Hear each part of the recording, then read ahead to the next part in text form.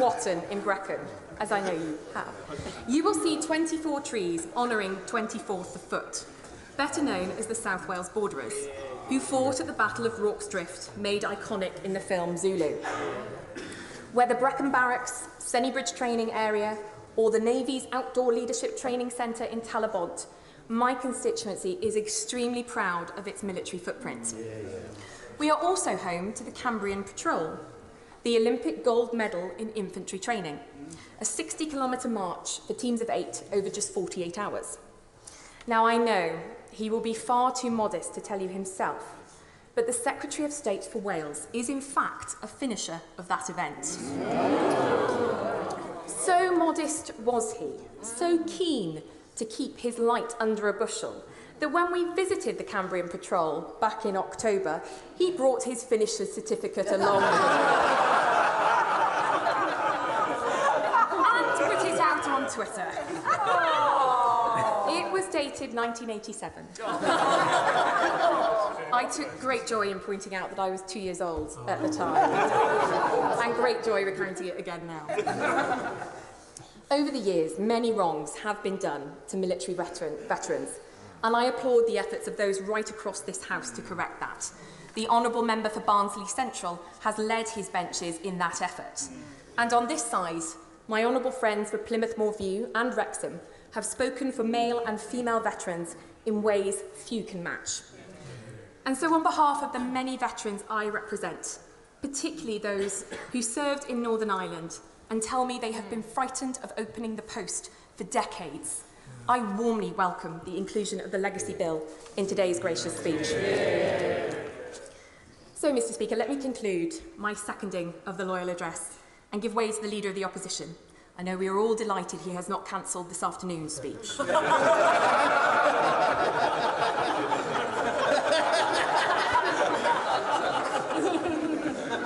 I warmly welcome it on behalf of my constituents. Today's Queen's speech contains a commitment to right the historic imbalance that has pervaded this country for too long and level up all four corners of the United Kingdom. It offers leadership in turbulent times and looks to the long term, ironing out our challenges of food and energy security, and makes best use of our newfound legislative freedoms. It helps this country stand tall on the world stage, as it has done for so long, and it is my honour to commend this gracious speech to the House.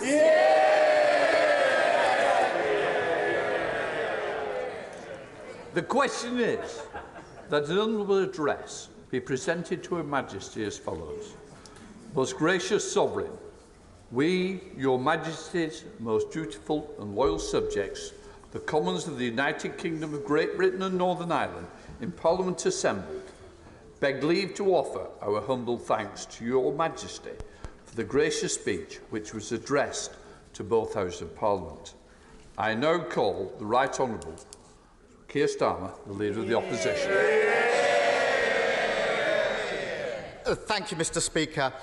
Before I turn to the address, I want to thank His Royal Highness, the Prince of Wales, for delivering the address this morning.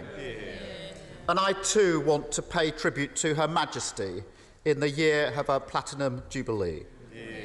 Her dedication to Britain has been a reassuring constant in an ever-changing world.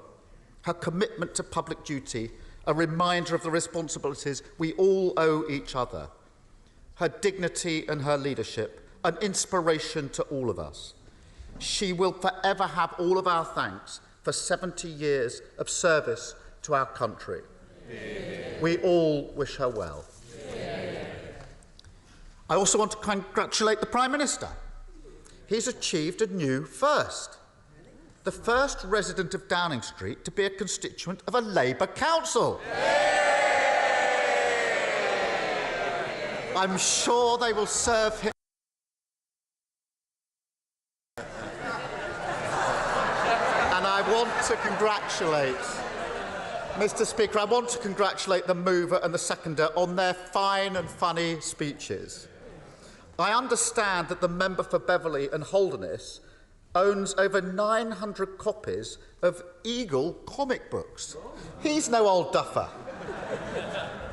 He is an extensive collector of the adventures of Dan Dare from the Interplanet Patrol, a comic book with a hero with a moral message, a spirit that he's channeled into his 17 years in this House. That's how you do it. Although there is some mischief in him, as he's just demonstrated in his speech. I particularly liked his advice that you should make an enemy of your party leader.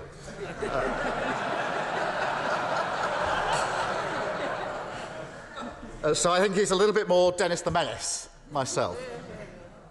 The member for Brecon and Radnorshire is dedicated not only to, obviously, a punishing consultation exercise on what to put in the speech for today, but also a punishing exercise regime. A former cox with Twickenham Rowing Club, a half-marathon runner, and even an Iron Man competitor. Maybe she's an Iron Lady in the making.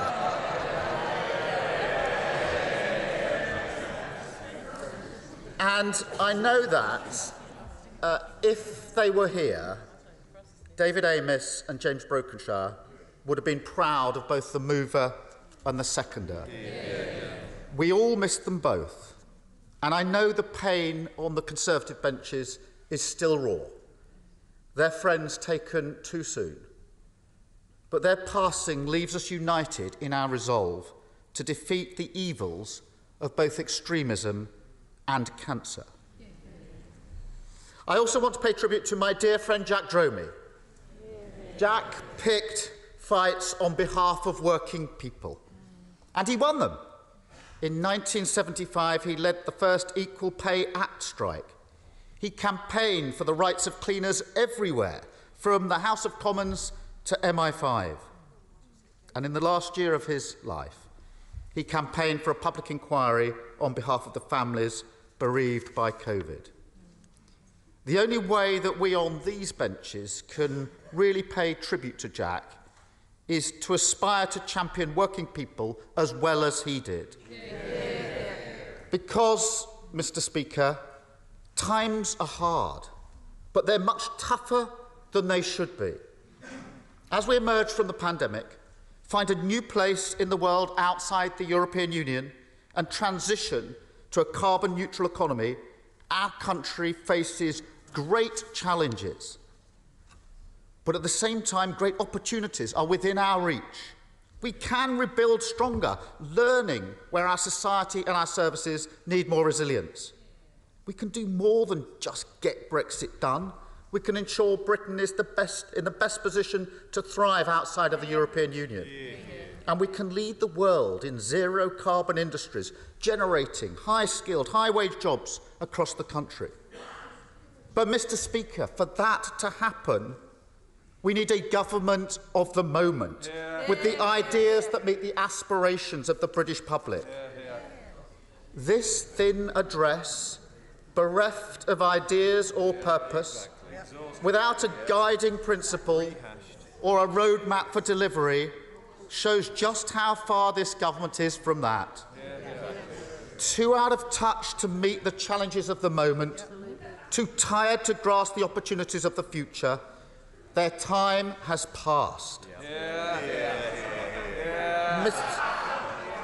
Mr. Speaker, the first great challenge our country faces is the cost of living crisis.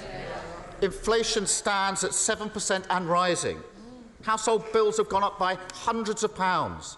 The cost of the weekly shop has rocketed, and people are seeing their wages run out much earlier in the month, and the value of their savings fall. I wish I could say that the worst is over. But last Thursday, the Bank of England revised down Britain's growth and revised up inflation. This government's failure to grow the economy over a decade, combined with its inertia in the face of spiralling bills, means that we are staring down the barrel of something we haven't seen in decades, a stagflation crisis. It is a truly shocking legacy of this government. It should humble those on the benches opposite who've ignored the red lights on our economy, even whilst wages were frozen for over a decade, and whose complacency is best summed up by a Prime Minister whose response to the crisis was to make fun of those that were worrying about inflation.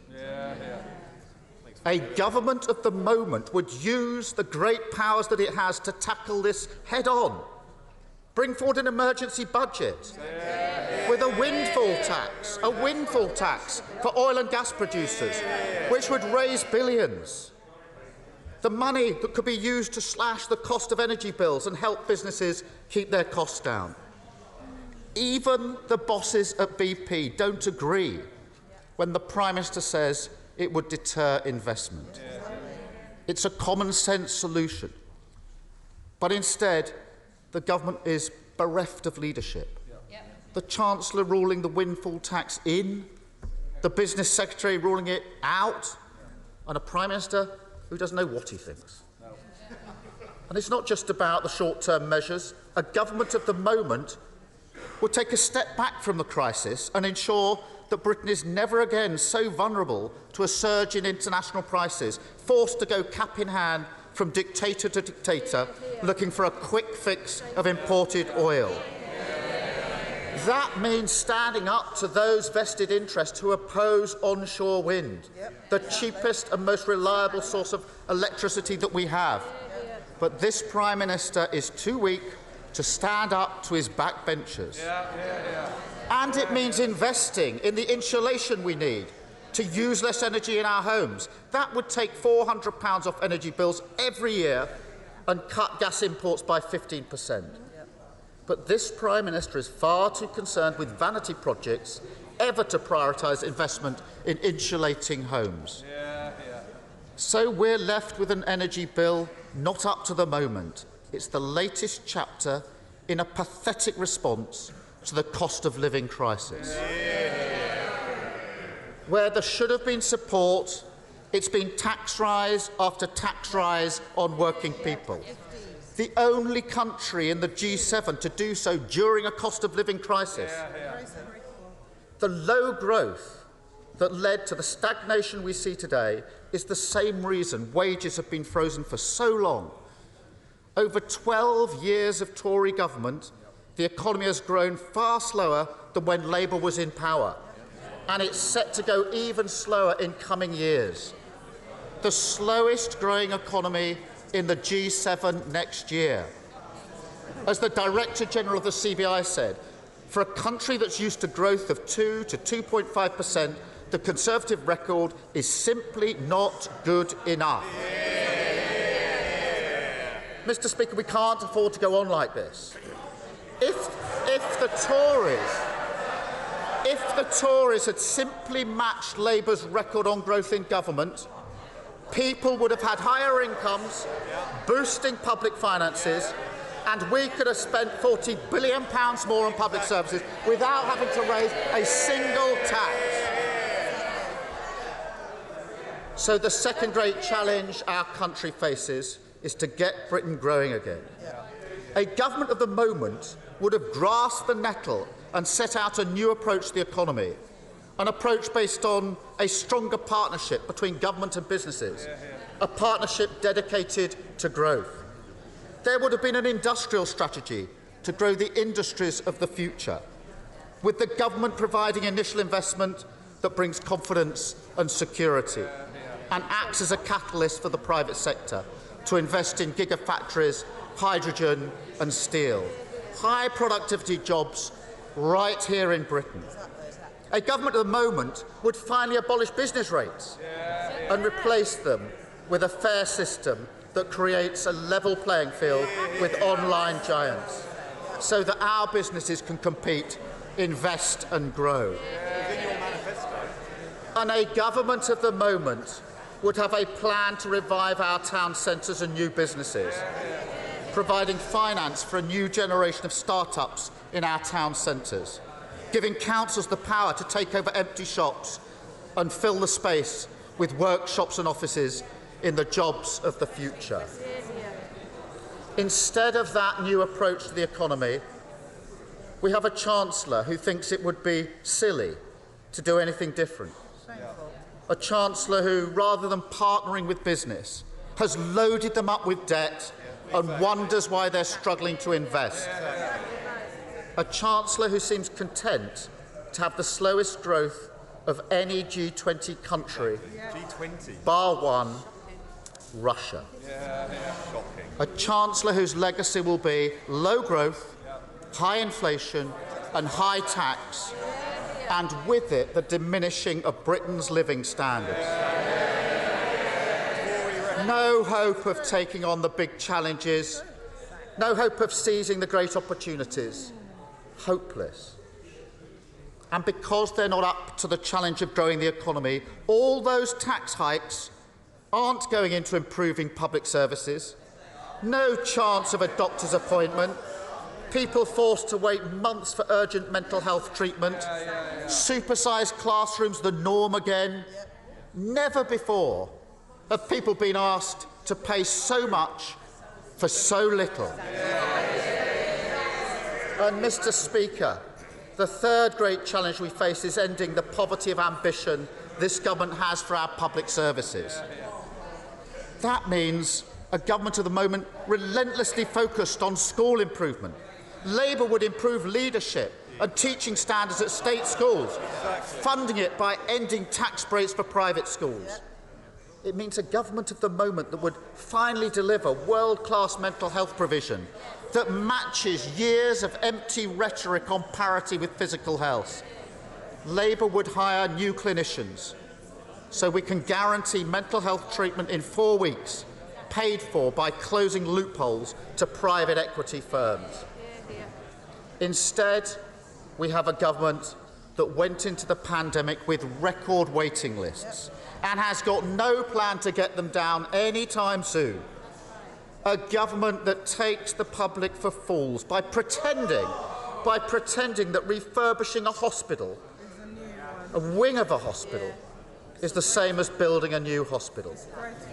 A government that can't hire the GPs it promised or the GPs we have to see more patients. Lost in spin, no ambition, not up to the challenge of the moment. And it's not just education and health that needs reform. Fraud has become commonplace. 7 million incidents a year. Britain routinely ripped off. But the business sector has suggested it doesn't even count as crime. The fraud is just the tip of the iceberg. Victims are being let down whilst this government lets violent criminals off.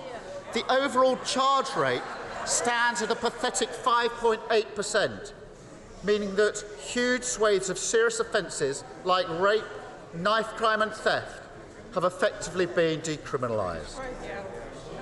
A government of the moment would say, enough is enough.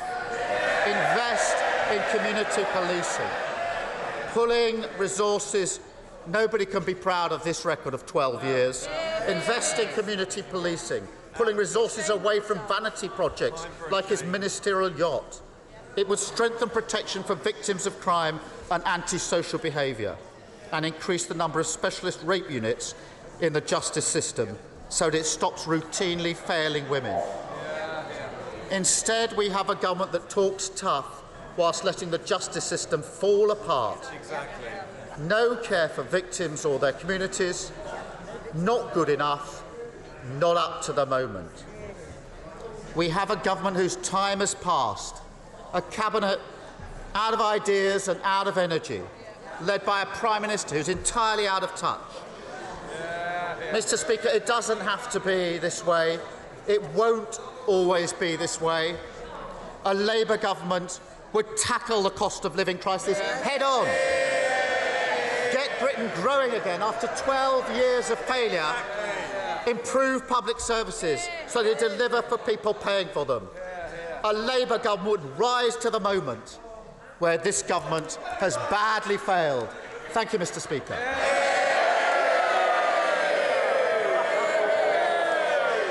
Prime Minister Boris Johnson.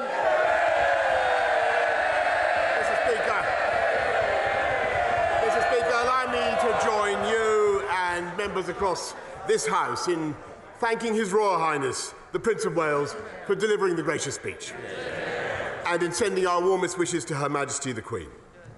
The whole House knows the reluctance with which Her Majesty made today's decision, and her extraordinary service to this nation continues to inspire us all.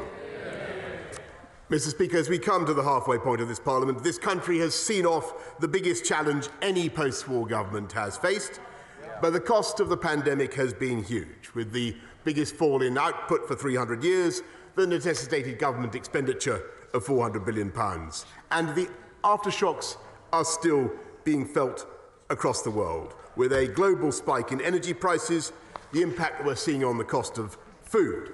And it's precisely because this government got the big calls right and made the tough decisions during the pandemic that we had the fastest economic growth in the G7 last year, and will return to that status, by the way, by 2024, Mr. Speaker, and therefore have the fiscal firepower to help families up and down the country with all the pressures they face now. And we will continue to use all our ingenuity and compassion for as long as it takes.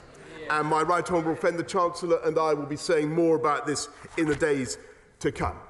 But at the same time as we help people, we need the legislative firepower to fix the underlying problems in energy supply, in housing, in infrastructure, and in skills, which are driving up costs for families across the country.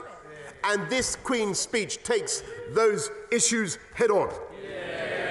And above all, we're tackling the economic challenges with the best solution of all, and that's an ever-growing number of high-wage, high-skill jobs, Mr. Speaker. Jobs, jobs, jobs. And we drive up employment by creating the right platform for business to invest. Making our streets safer, 20,000 more police, creating a healthier population, 50,000 more nurses, funding the NHS to help them clear the COVID backlogs, and giving the confidence that people know that they will be looked after in old age by fixing social care. Delivering gigabit broadband, giving the remotest parts of the country the access that they need, and using our Brexit freedoms to enable revolutionary technologies like gene editing to help our farmers grow more nutritious and more productive crops. And it's that combination of public and private sector together that is tackling unemployment, with 500,000 people more on the payroll now than before the pandemic began. And it is that strength at home that enables this country to show leadership abroad, as we have done and will continue to do in supporting the people of Ukraine. So this Queen's speech delivers on our promises. It will not only take us through the aftershocks of COVID, but build the foundations for decades of prosperity, uniting and levelling up across the country. Mr. Speaker, allow me to join the Leader of the Opposition in paying tribute to those colleagues we've lost in this parliamentary session. And time will not dim our shock at the despicable murder of Sir David Amess, a friend to so many, who lost his life giving the service he loved most, a constituency surgery in a local church. And among the many legacies of Sir David, which include his amazing work on animal welfare, his campaign to support women with endometriosis, I'm proud to say that today Southend-on-Sea stands as a city in his tribute. Yesterday we gathered at St Margaret's Church to remember James Brokenshire, a true gentleman who faced his battle with cancer with enormous courage, generosity and strength of character. It was typical of our dear friend that even in the midst of his own battle, he was supporting and encouraging others to seek help, campaigning for better lung cancer screening and becoming the first MP to secure a debate on the issue on the floor of this House.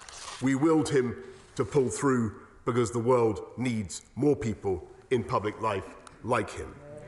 His loss is felt deeply on all sides of this House and by all those whose lives he touched. Finally, we began the year by joining the Right Honourable Member for Camberwell and Peckham in paying tribute to her wonderful husband, Jack Dromey, one of the great trade unionists of our time, who, having married someone who would go on to become, in his words, the outstanding parliamentary feminist of her generation, will also be forever remembered, in his words, as Mr. Harriet Harman née Dromey. We all knew him as a man of great warmth, energy and compassion, and he commanded the utmost respect across this House. Mr. Speaker, the gracious speech was magnificently proposed.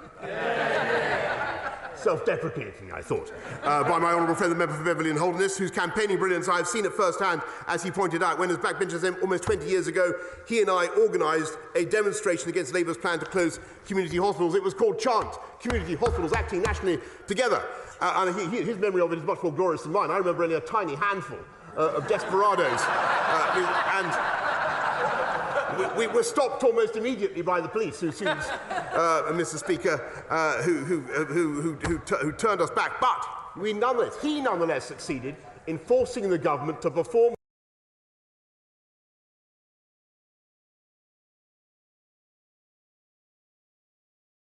the then Labour government, I should stress, to perform a U-turn on the funding for community hospitals, and as a great speaker.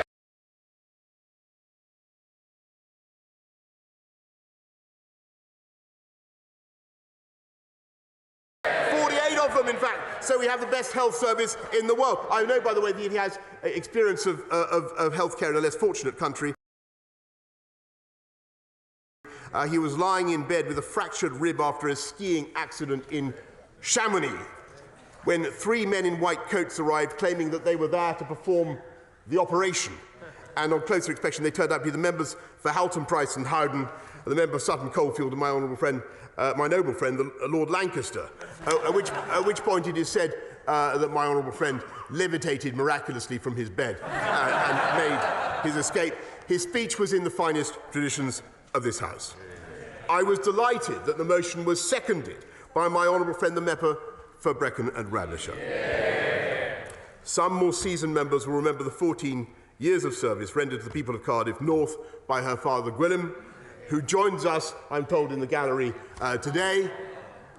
Delighted to see him there, and I'm sure he'll be filled with admiration at the speech just delivered by his daughter. I also know the Honourable Lady sadly lost her mother earlier this year, and I have no doubt that she too will be simply bursting with pride as she looks down on us today.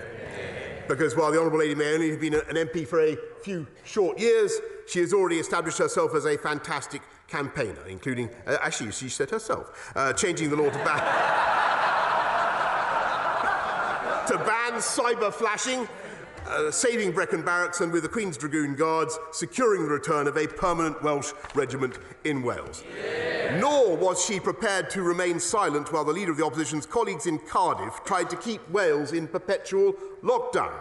She is a tireless advocate for Welsh veterans and the armed services generally, an issue that is personal as well as political for her. And as a fellow enthusiast for dogs at polling stations, I was delighted to see her take Nancy the Labrador to the polling stations on Thursday. Nancy is, of course, named in honour of Nancy Astor, a great Conservative woman who certainly left a mark on this place and this country, and whose influence and achievements I am quite sure the Honourable Lady will emulate in the long and successful career that clearly awaits her. It was a pleasure to hear from her, and I thank her for seconding the motion. Mr. Speaker, on Sunday I spoke to my G7 counterparts together with President Zelensky, urging our international partners to join us in going further and faster in supporting Ukraine. And I'm sure the whole House will share my sorrow and revulsion at events in Mariupol in eastern Ukraine, which has endured weeks of merciless Russian bombardment and some of the worst atrocities of the war. At the same time, I'm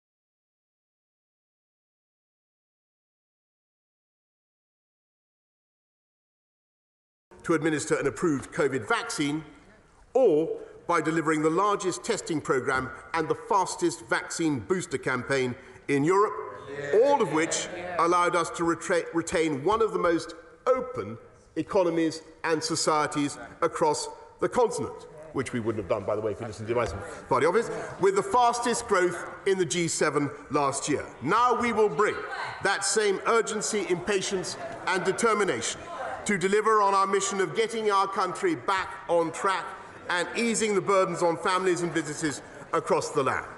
That's why we've already committed £9.1 billion to assist with energy costs alone. We're giving back £150 to people in their council tax, cutting fuel duty, increasing the warm homes discount, creating...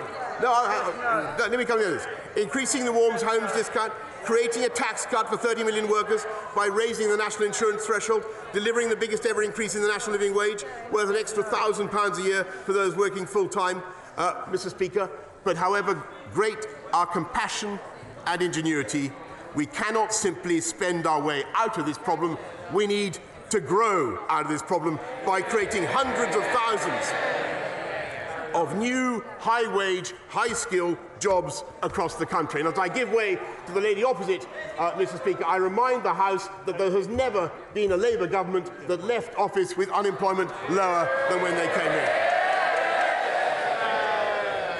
Can I just say it's not normal we do give way, but obviously the Prime Minister has. Sir Owen. Thank you.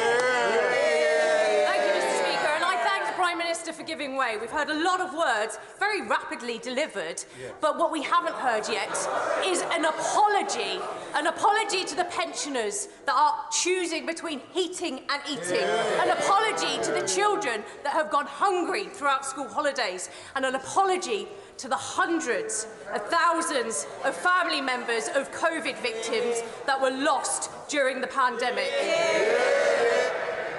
Mr. Speaker, of course this government is doing absolutely all we can to help people during the pandemic, to help pensioners.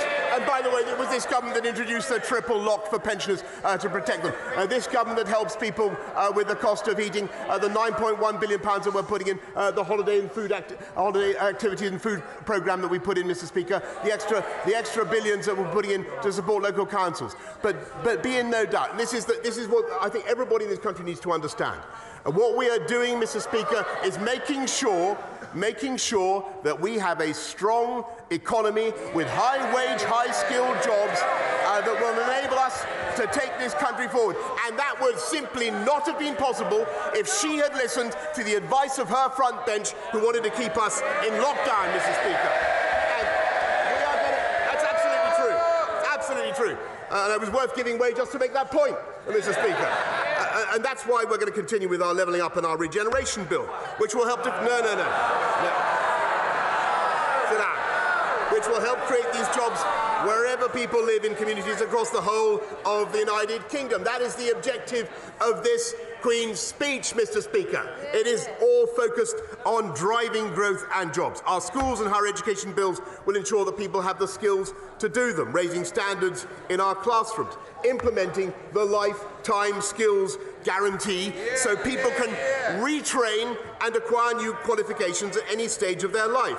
And our energy bill will power our new green industrial revolution, creating hundreds of thousands of new green jobs, taking forward this government's energy security strategy. And about time this country had one, with £22 billion, Mr. Speaker, they didn't want a single nuclear power station. Come on, be honest. Look at them. Great quivering jellies of indecision that they are, Mr. Speaker. Our £22 billion infrastructure bank supporting the transition to net zero, vast new green industries in which our United Kingdom will once again lead the world. Mr. Speaker, just as we got Brexit done, so with this Queen's speech we will finish the job of unleashing the benefits of Brexit, to grow our economy, to cut the cost of living, and by bringing the urgency and ambition to how we exercise our freedoms that we have regained. Our Brexit Freedoms Bill will enable us to amend or replace any inherited EU law with legislation in UK law that puts the interests of British business first and British families first. And so that is what we are going to do. We're going to seize the chance to make our United Kingdom the best regulated economy in the world. We're going to take forward those trade deals we've got with 70 different countries, worth over £800 billion a year, with specific legislation in this Queen's Speech. I hope I'm not speaking too fast for the Honourable Opposite. For our new free trade agreements with Australia and New Zealand, and we're using our new freedoms to control our borders. With a new plan for immigration so we can fix our broken asylum system, tackle illegal immigration that undermines the legal immigration that we support. Crack down on the vile people smugglers. And I know that the Leader of the Opposition, or perhaps I should, in deference to his phrase, I should refer to him as the Leader of the Opposition of the moment, Mr. Speaker. The Leader of the Opposition of the moment. The Leader of the Opposition of the moment likes to oppose these plans, or he claims he opposes them, but it turns out that legislation to permit the offshoring of asylum seekers. Order. Only one on the sorry, Prime Minister. Only one person can be on the feet at the same time. The Prime Minister is not giving way. Prime Minister. Yes, Mr. Speaker, the Leader of the Opposition of the moment purports to oppose these plans, claims to oppose these plans, but it turns out they were actually pioneered in 2004 by a Labour government. The Right Honourable Gentleman may have got Tony Blair to take part in his election campaign, but it's a shame he cannot get behind Tony Blair's policies, Mr. Speaker.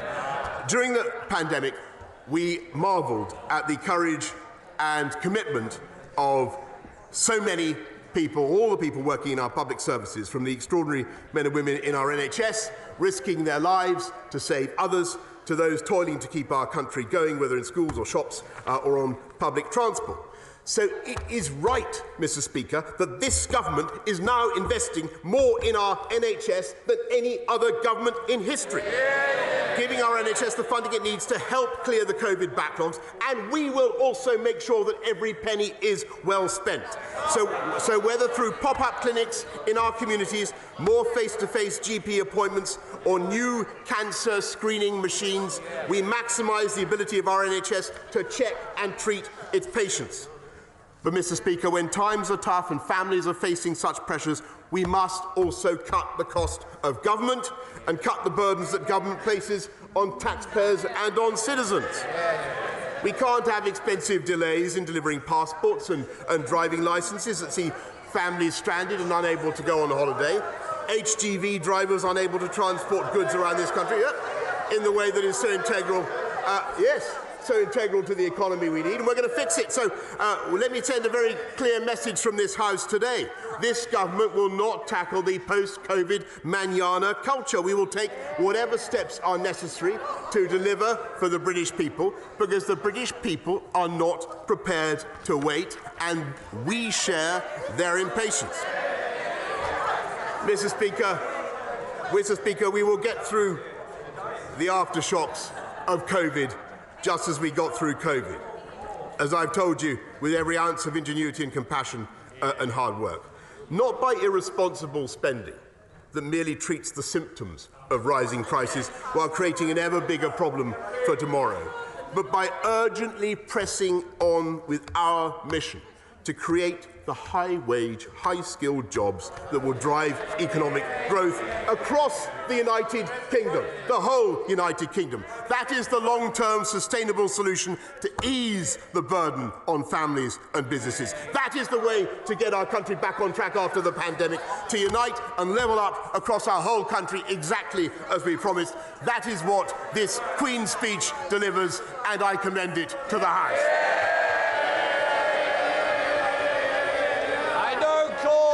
The Leader of the SNP, Ian Blackford. Thank you, Mr. Speaker, and can I thank the Duke of Rossi for coming to Parliament today and leading us in the state opening. And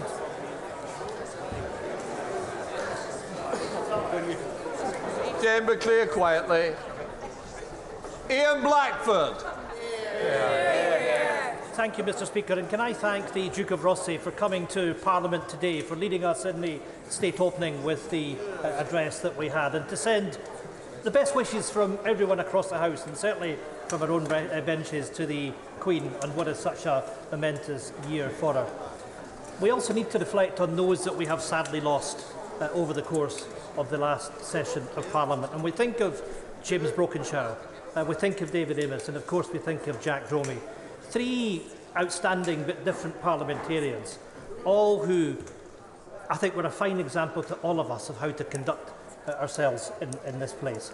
Let me thank the member for Beverley and Holderness for his moving of the motion this afternoon, an erudite treatise round his history in government, and I hope he's still got a lot to give. He's made it very clear that he was removed early from office by the Prime Minister, and perhaps he still has some days ahead of him. But I think it's important that he stressed that the unity that there is in this House on the topic of Ukraine, that we all stand together, Mr. Speaker, with our friends in Ukraine, and standing up for the warmonger, the war criminal that still resides in Moscow. He will face justice, and we will make sure that ultimately that the people of Ukraine prevail. But of course, I thought it was interesting that the honourable member told us that the recent difficulties that the Prime Minister has had with the Metropolitan Police, they are not new. He's had his collar felt in the past as well.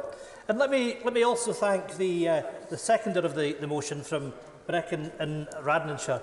I think really what we had was a job application for government from the member, and I'm sure she'll have a long and fruitful career in front of her as a member of this House and a member of the governing party. Mr. Speaker, as much as I hate to rub salt into wounds, this Queen's speech has one very obvious backdrop that deserves mention, and that's the democratic drubbing the Prime Minister and his party got last Thursday. And I know that they might want to hide from that reality, but the message from people right across these islands was crystal clear.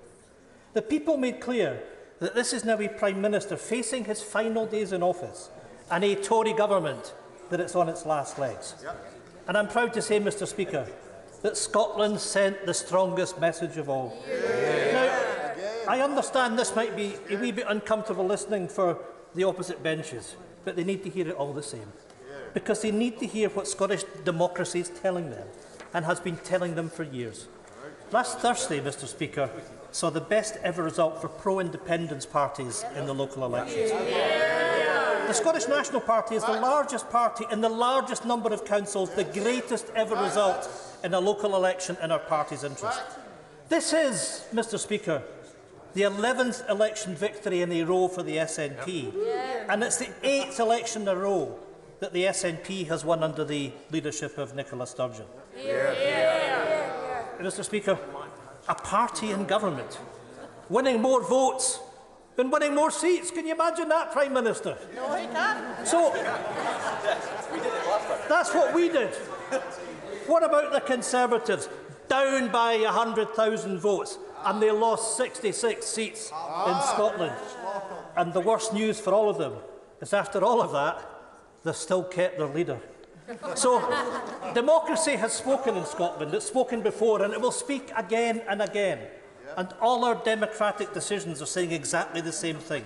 Scotland rejects this Westminster government, we reject the Tory party, and we are demanding the choice of an independent future. Because the Scottish people know the cost of living with Westminster. We know the price we pay with a Prime Minister and the price of being stuck with a Tory government we didn't vote for. And it's a price none of us in Scotland, not one of us, can afford to pay any longer, and at that I will give way.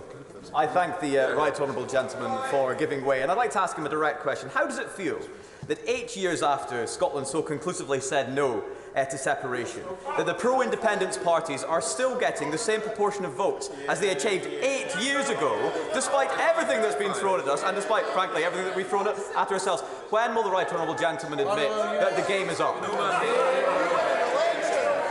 Well, I have to say, and I'm going to call him my honourable friend because I do enjoy his company, but I have to say to him that if the game is up, if the game is up for anybody or any party, then the game is up for the Tory party in Scotland, and the game is up for the Union. And I say to him I say to him that he needs to reflect on the fact that the SNP's won the last 11 elections, as I said. We went to the public and we asked for a mandate to have an independence referendum. Well, I hear from a sedentary position we didn't get one. I would ask honourable members opposite to reflect very carefully. Because when we consider the first-past-the-post elections, firstly, to the Scottish Parliament last year, we won 62 of the 73 seats. And there is, Mr Speaker, a pro-independence majority in the Scottish Parliament. And we hear in the Queen's speech today about respecting democracy. Why are the Scottish Conservatives and those in London denying democracy for the people of Scotland? How many times, Mr Speaker, how many times do the people of Scotland have to elect the SNP into government? And Westminster says no. What price democracy? What price democracy, Mr Speaker, when this place ignores the sovereign right and the will of the Scottish people? And I will tell you this, that a day of reckoning will come for those that are seeking to frustrate the rights of Scots to have a referendum, because, Mr Speaker, that day will come. And that day will come, and not only will there be a referendum, but we will win that referendum, because, Mr Speaker, that is what democracy is about. Am I right, honourable friend? Thank you very much, Mr Speaker. Does he agree with me that the reason that this shower of corrupt criminal Conservatives are blocking Scotland's right, Scotland's democratic and legal right to have a democratic mandate over their own future, is because they know.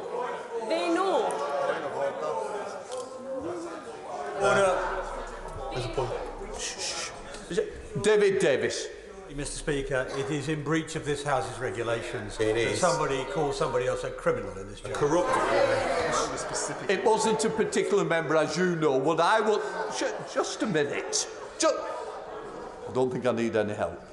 What I would say is we want moderate and tolerant language that doesn't bring this House or expect members outside to copy the behaviour. I want good behaviour and I want moderate language. I want people to think before they speak. Ian Blackford, no.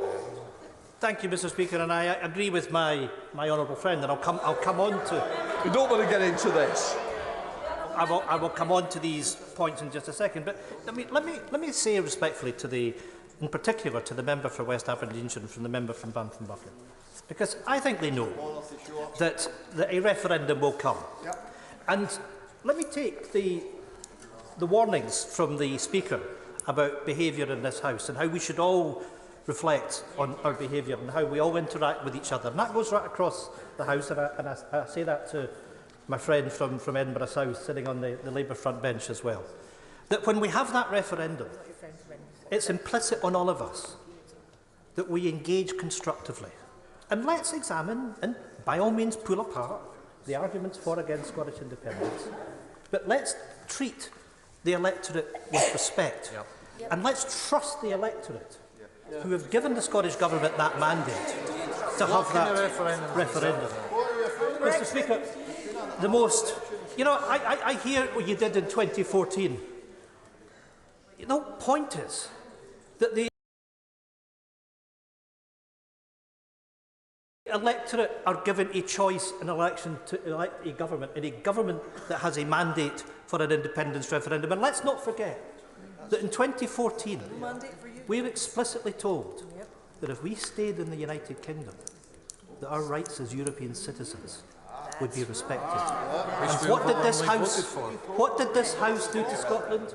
This House took Scotland out of the European Union against its will. It is perfectly right, under those circumstances, Mr Speaker, that the people of Scotland have got the right to revisit whether or not they wish to become independent. I'm going to make some progress.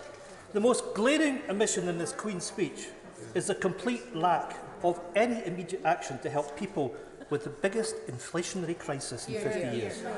Democracy spoke last Thursday, but it's pretty evident that the government hasn't listened.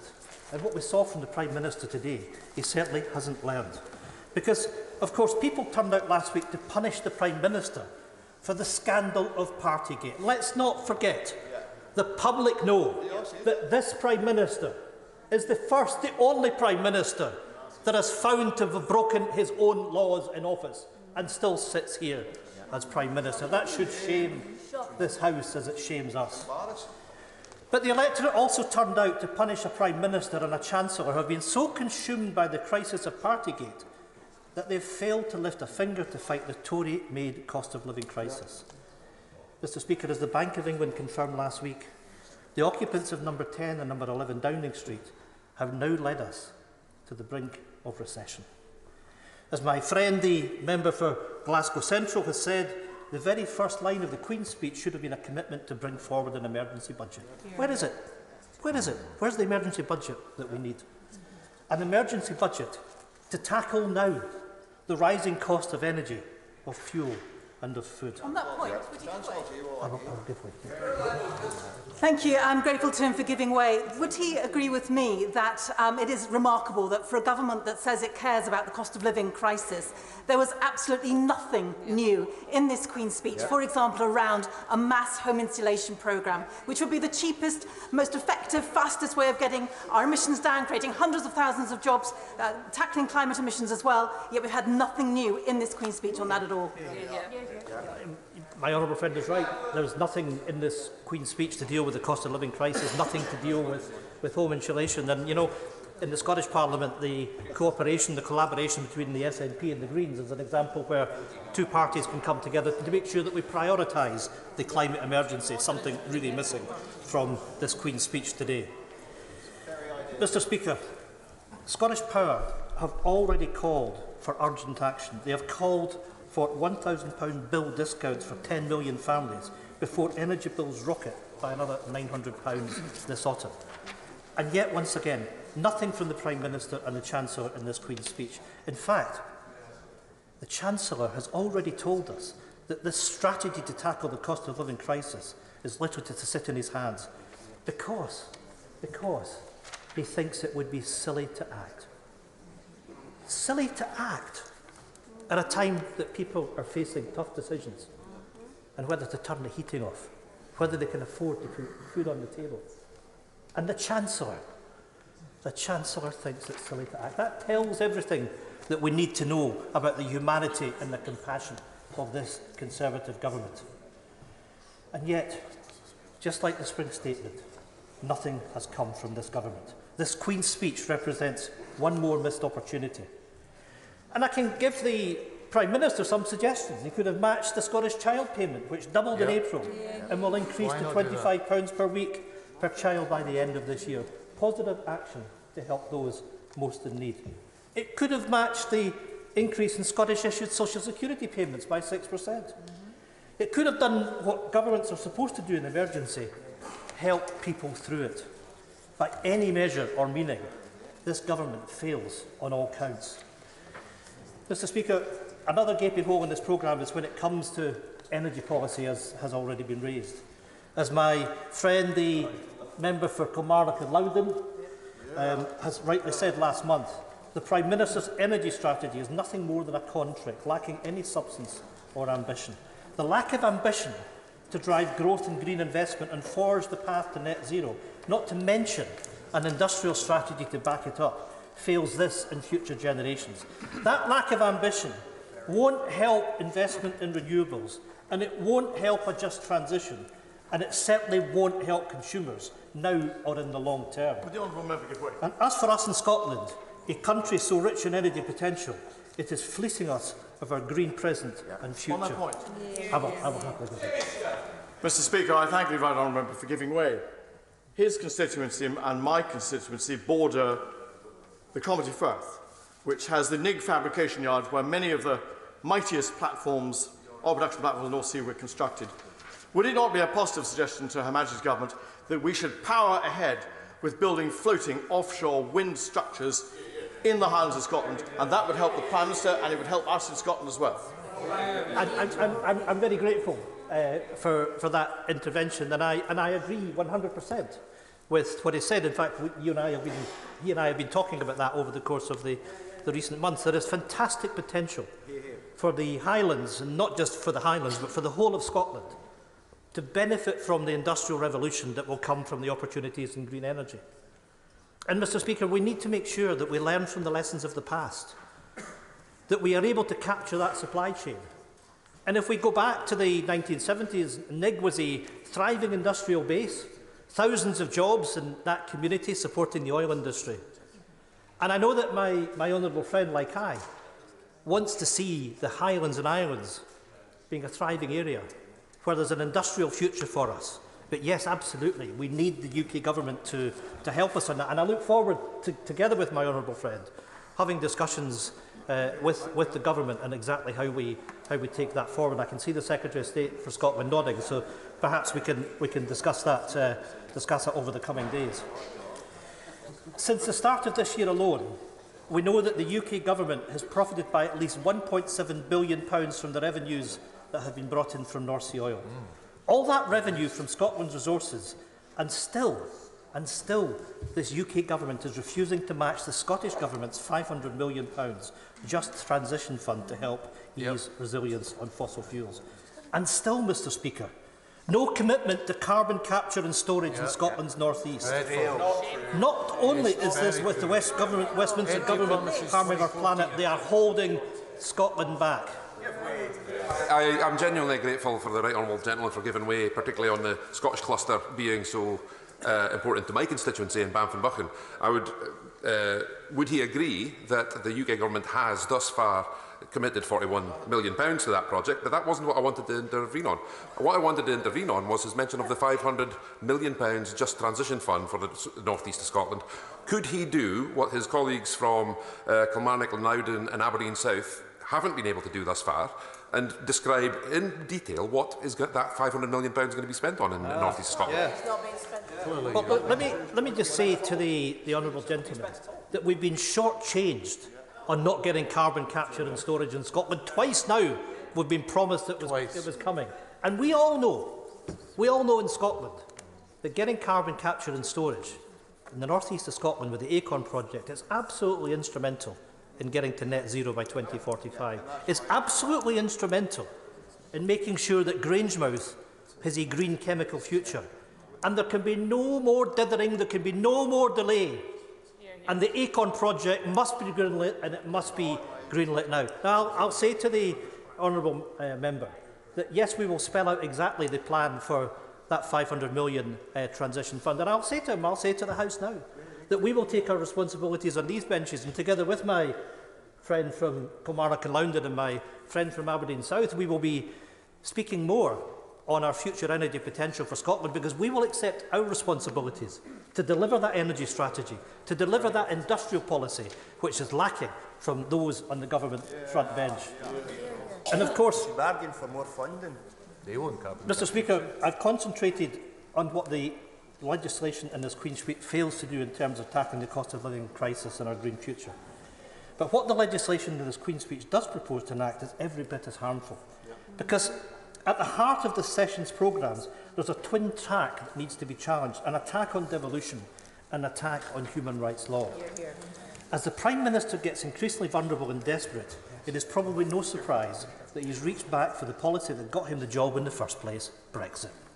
The Brexit Freedoms Bill to repeal EU retained law and the other Brexit legislation in his Queen's Speech represent a race to the bottom on standards.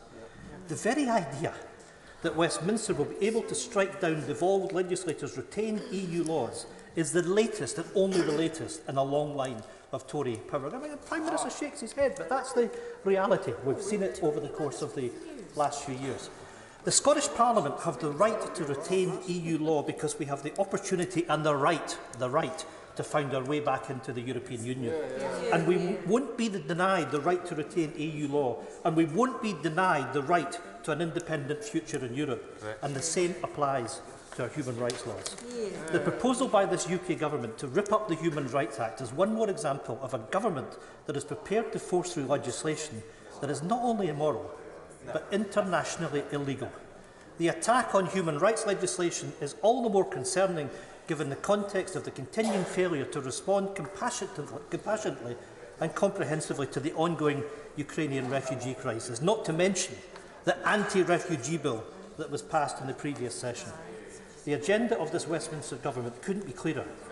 a hostile environment to devolution, to human rights law and to refugees. And that agenda continues apace in the Queen's speech. On that point, will he give way? I'll happily give way. I'm grateful to him for giving way.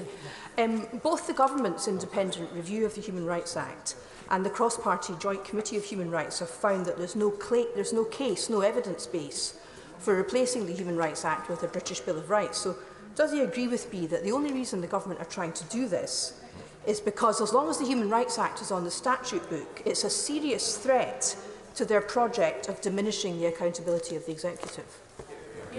Absolutely. My honourable and learned friend is absolutely correct, and the public should be very afraid as to what this government's doing and the consequences of that, and to our hard-fought and hard-won human rights that have been built up over many decades. Mr. Speaker, I will. I think the right honourable gentleman would probably accept that I give a lot of credence to the human rights of British citizens. But the primary argument I've seen with respect to the modification of the Human Rights Act is giving the government the ability to deport criminals, foreign criminals, who are being released from prison. This is an important right of a government, and surely that's worth having, if nothing else. Well, I'm afraid that is a fig leaf, Mr. Speaker, for exactly what is going on, which is the attack on the rights that have been so hard fought and won over the course of the last few decades. All of this is the cost of living with Westminster, and it's exactly, Mr. Speaker, why Scotland wants out. So just as this, I'm going to have to make progress. So just as this Queen's speech seeks to, I hear Scotland doesn't want out. It doesn't want out. I've been watching. Yeah, and I hope he rises to his feet at some point in the Queen's speech debate and tries to defend it. Because what I'll say to the honourable gentleman, and I'll say to the Prime Minister, is we've got the mandate for an independence referendum. If he doesn't think that we're going to win it, let's bring it on and have the referendum. And I'll tell you what, you'll soon find that Scotland will vote for independence. So just as this Queen's speech seeks to entrench Brexit Britain, our Scottish Parliament will bring forward legislation to offer a very different future to our people. A positive and progressive future at the heart of Europe. And we're not seeking the Prime Minister's permission. The only permission that we need. We can see the Prime Minister just couldn't care less because he's sitting talking to his friends on the government front bench. That's the disdain. That's the disdain that we see for the people in Scotland from this government. They simply couldn't care less. So we're not seeking the Prime Minister's permission.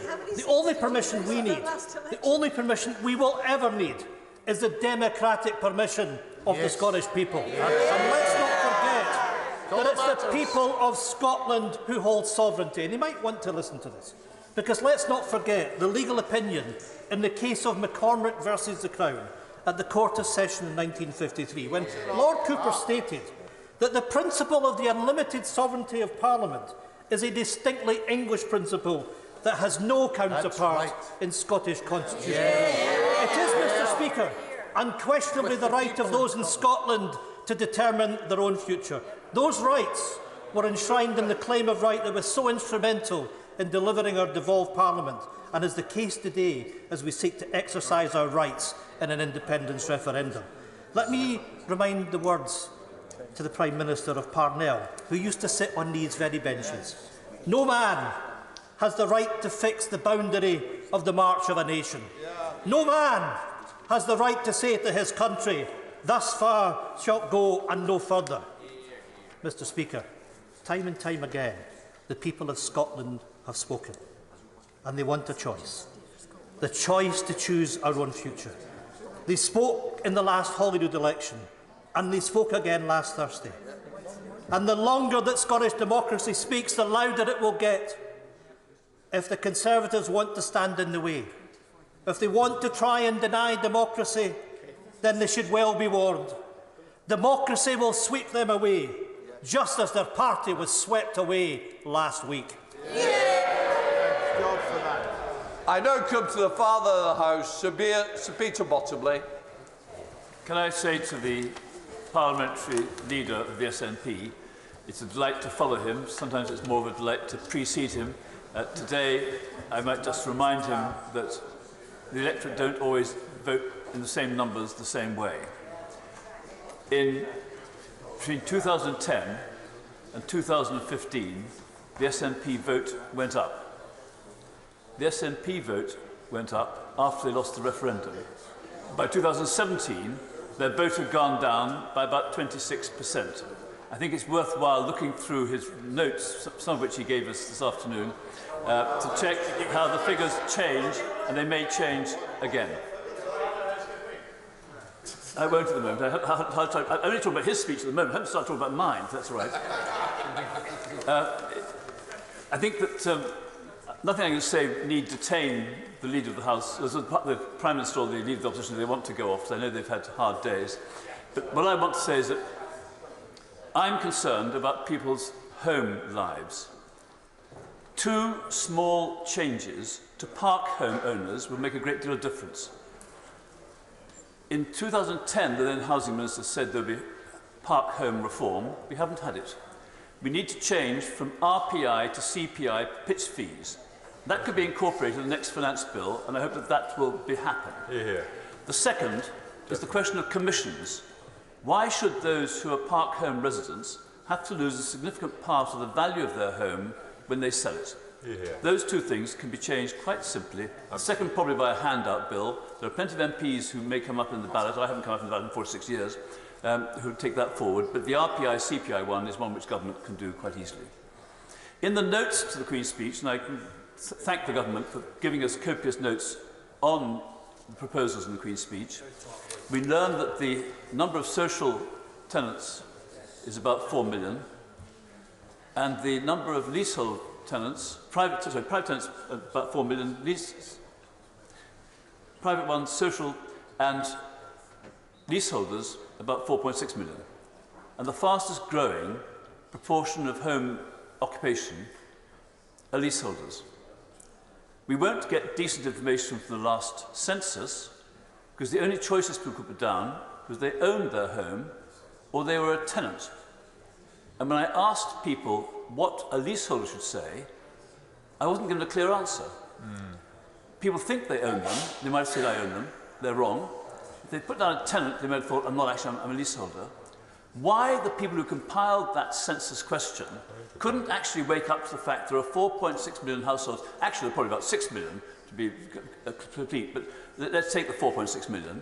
Why do we have our Office of National Statistics and our Department of what's now levelling up, allowing a question which doesn't allow accurate answers and totals to be given? Then on leasehold, the Department of Housing, Levelling Up, over the years has commissioned the Law Commission to make reports on what would make life easier, fairer and cheaper. We haven't had that legislation put forward. There are words about how something will happen in this Parliament. We know that uncontroversial legislation often comes into the last expected year of a Parliament and often can be lost if the election comes early. Let's assume the election is likely to come in May 2024. Will those 4.6 million leaseholders still be left hanging on the chance of the legislation not getting through both Houses of Parliament when it's been proposed? I asked the government to try to make sure that they get that legislation ready for the next session and get it through early as a priority. I suspect they could start in the House of Lords and get it through to the House of Commons fast, rather than having the controversial stuff starting here. I've spent about 15 years following others who are doing it for longer in trying to get justice for leaseholders.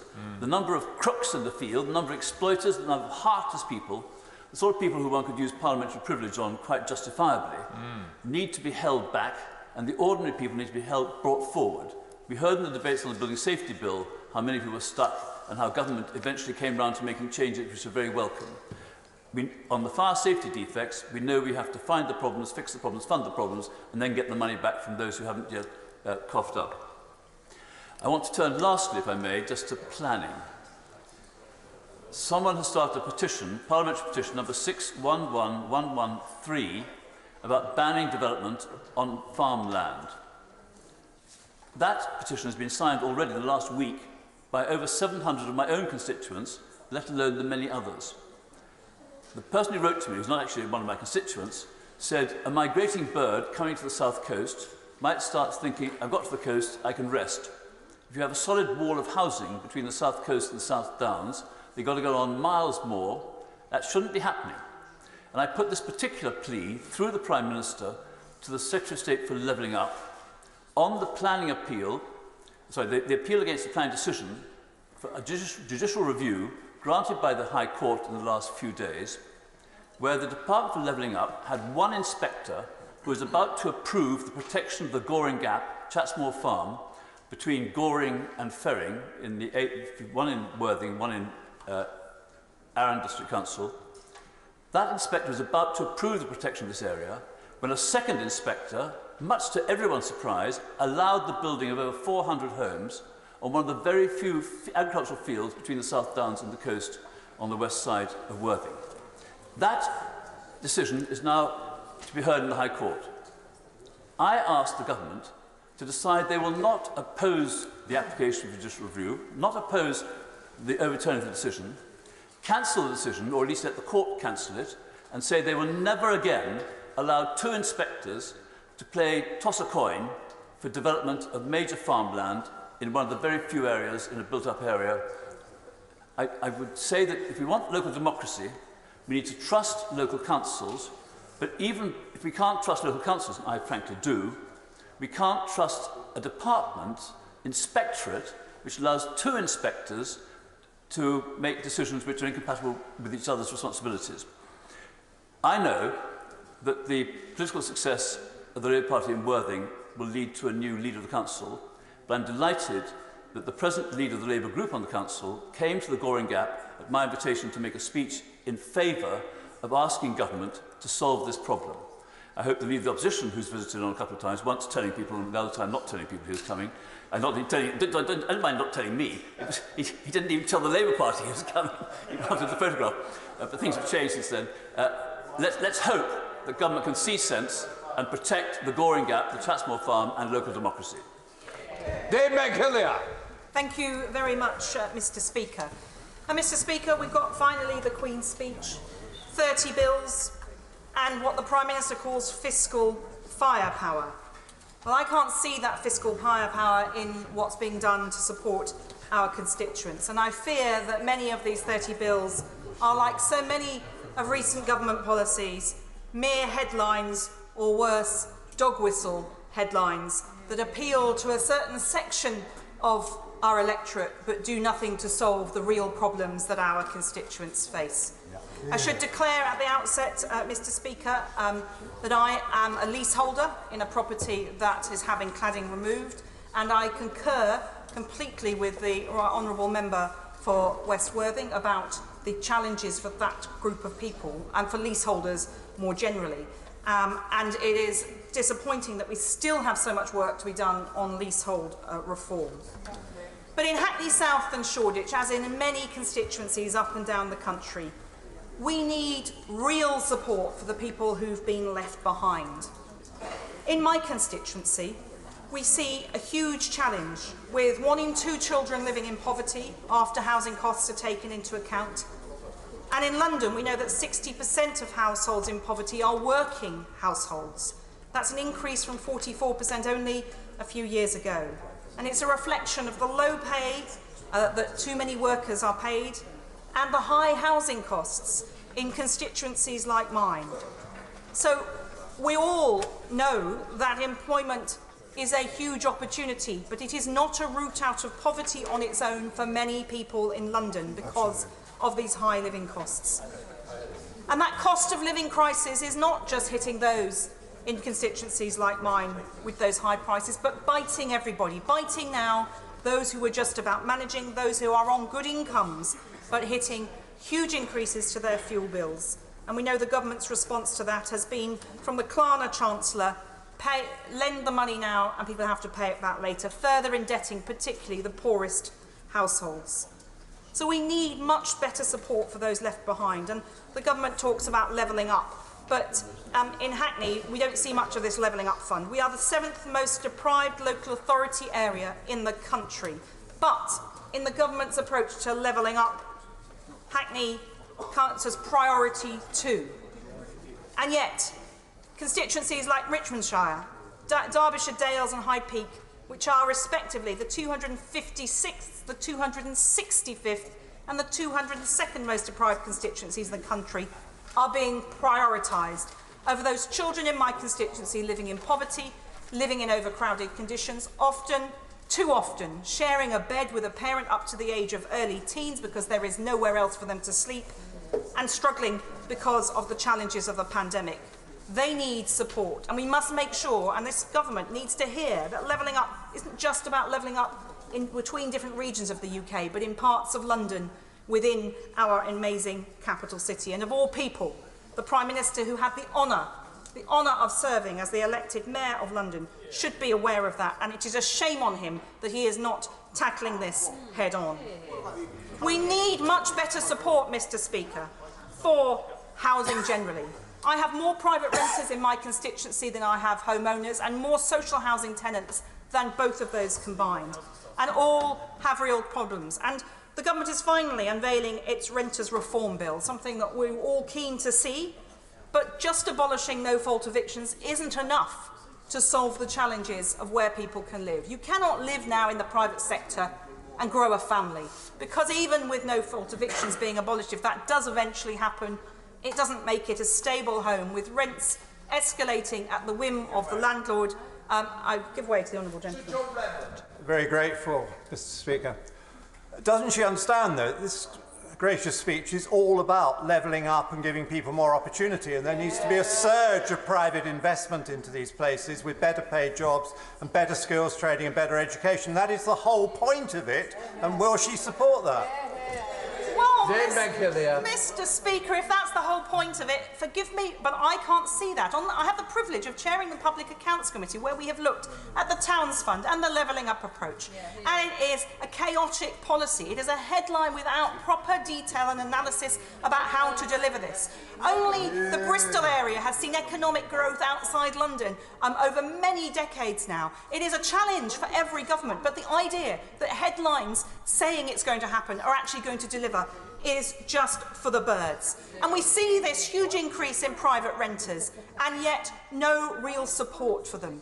Where is the security? If you cannot afford to buy your own home, and you cannot qualify for social rented housing, which in my constituency is in massively short supply in any case, with hundreds, thousands of families living in massively overcrowded conditions. We've all been on the doorsteps a lot in the last week, Mr. Speaker, and it's a privilege to always meet constituents. But when you keep meeting constituents who you knew when their children were toddlers, whose children are still living, sharing the bedroom, 2 or 3 of them, while their parents live in the living room, and those children are now young adults, it's not good enough. There is no hope for those people, because the government and these proposed bills do nothing to enable councils to build that important social rented housing, give better rights to renters, and provide a proper stepladder to purchasing your own home. Every policy so far has fuelled the equity in those who already own their home, rather than giving a real leg up to wannabe first-time buyers in constituencies like mine, where a 2-bedroom modern flat, as I've said repeatedly in this House, Mr. Speaker, but I repeat it again, on the market for around £750,000. That's just for a 2-bedroom leasehold flat. And as of June of last year, the median house price in the constituency was £600,000. But there aren't many. I'd be struggling to find a property for that price in many parts of my constituency. But that's a huge increase, 9.1% over the past 5 years. A house in Hackney costs more than 16 times the average Hackney salary. And that's not, and you know, Hackney has a range of salaries, though there are a lot of people at the poorer end. And 1 in 35 people in my constituency are recorded officially as homeless or in temporary accommodation. But that doesn't include those overcrowded ones, those who are overcrowded because there's no space for them to go, and those with no recourse to public funds who can't possibly afford to rent privately, even though they're working, and certainly can never buy. And rents, as we all know, are very, very high. So we need much better support, and there's no real solution in this Queen's speech. And crucially, we need real support for a lost generation. Many people have been very badly affected by COVID. But a group that I worry about particularly are our children, who have lost out on 2 years of education. And hats off to the teachers and schools that kept educating them. But for many children, however well the school did, if you didn't have the technology at home, you were clustered around one computer and a mobile phone with poor data, that was never going to be the same as a classroom experience. So schools did the best they could, and many did a very, very good job. But there is a challenge for children who lost out on education, who will go through the system without catching up under the government's proposal. So I look forward to seeing what's in their bill. But realistically, and I've been talking to my schools about the cost of their energy bills as just one recent crisis. And the cost increase on their energy bills mean the choice between heating the school or losing a teacher. So having our children freeze in a classroom but being taught by a teacher, or a warm school where they can concentrate on learning but losing that crucial classroom teacher. That's the stark reality, and I'm happy to share with anybody in the government the figures from the schools that have provided it to me if we can work together for a solution on that. But the cost of catch-up is a cost that is absolutely vital we pay. It is taxpayers' money well spent to invest in the generation that will be the engine of our future, that will be the entrepreneurs. Because my constituency may be poor, but it is not, has no poverty of aspiration.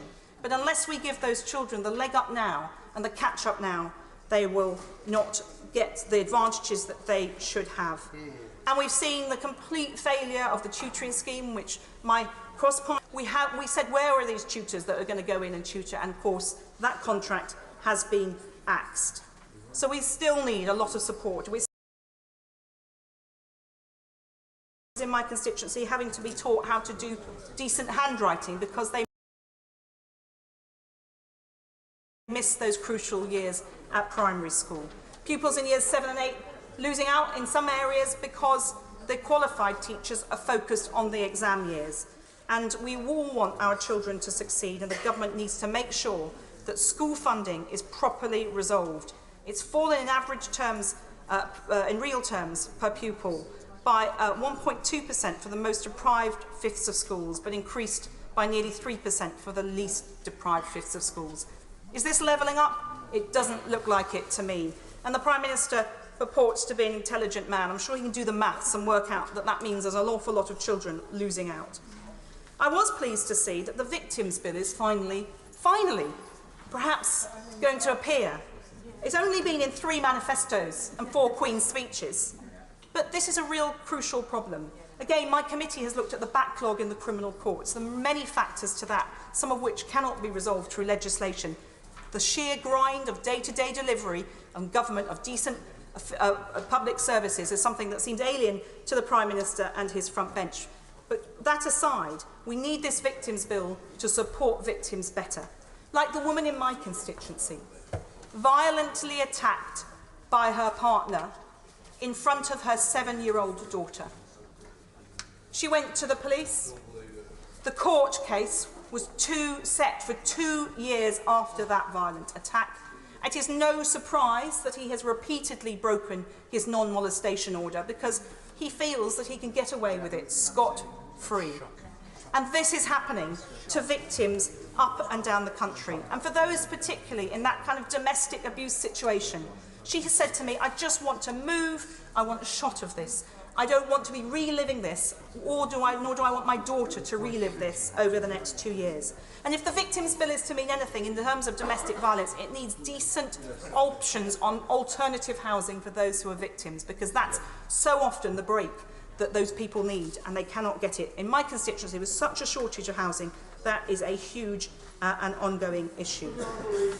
I'll give way to the honourable gentleman. To the shortage of housing, and we need to get more houses delivered. So will she be supporting the reforms to the planning system that have been incorporated in today's Queen's speech? Mr. Speaker, I will support anything that delivers the housing. I haven't had a chance to look at the detail. I think we do not yet know all of the detail.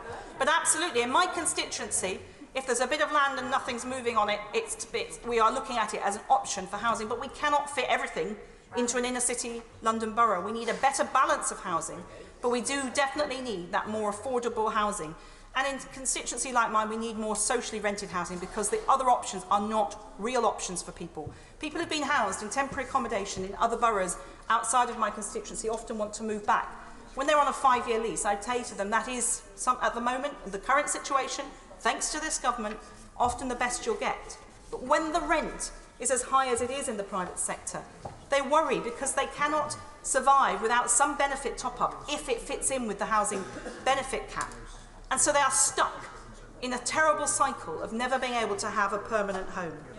I just wanted to touch on a couple of other issues that have been raised in a lengthy Queen's speech. The Prime Minister, Mr. Speaker, talks about Brexit being done. Well, Prime Minister, you know and I know that it's not done, is it? It's far from done. And there is going to be a very long tail of changes that have been repeatedly delayed. There was no planning after the vote in 2016. We've seen import controls once again delayed, and it's not even clear what will change. Businesses are confused, people are confused, and that lack of planning is coming home to roost. So you can use the Prime Minister, Mr. Speaker, can use the slogans, but we can see through them, and he can have a peruse any day he wants of the committee reports that we've put out there highlighting these concerns. And the Queen's speech has got a whole chunk of dividing issues that the Prime Minister would love me to engage with now, but I'm not going to give him that satisfaction because I want real results for the people in my constituency, not the flim-flam and the cheap headlines of things that he hopes will start culture wars between members of this House and our voters, because everybody in this House and all our constituents know that the cost of living has to be a priority, that levelling up has to be a priority. I was pleased to see a UK infrastructure bank announced, Mr. Speaker, but I'm a bit puzzled because this is the same government that created the Green Investment Bank and then a few years later sold it off to the private sector. So if this infrastructure bank is going to invest in green technologies, well, good, if it works, but why have we had a decade of wasted time on that opportunity? In summary, Mr. Speaker, this bill is not about bringing our country together and supporting people who need it. It's about division. Our Prime Minister has his head in the sand about real life and the real challenges of the cost of living and finding a home for so many of our constituents. There is no direction from this government that's flailing around trying to come up with a list of headlines but unable to competently govern this country in the interests of the people I represent. Honourable Theresa May. Thank you, Mr. Speaker, and I refer members to my entry in the Members' Register. It is indeed a privilege to be able to speak in this debate on the humble address in Her Majesty's Platinum Jubilee year. And as others have already spoken, everybody across this House, including myself, wishes Her Majesty all the very best and thanks her for her unstinting service and her exemplary devotion to duty. As others have done, I would also like to recognise the passing of 3 excellent members of this House, Sir David Amis, James Brokenshire and Jack Dromey. They all came into this House in order to make a difference, to improve people's lives, and they worked unstintingly to do just that. And I would like to congratulate my honourable friends and members for Beverley and Holderness and Brecon and Radnorshire for their absolutely excellent speeches in proposing and seconding this gracious speech of the humble address. I want to speak about a few of the elements of the government's programme that I very much welcome. The Modern Slavery Bill will cement the government's commitment to enhance the provisions on supply chains. I understand the first element will be an extension of the requirements on supply chains to public procurement, to government departments. This is important. In 2019, as Prime Minister, I committed the government to use its power of public procurement to actually ensure that it was cleaning up supply chains and cracking down on modern slavery.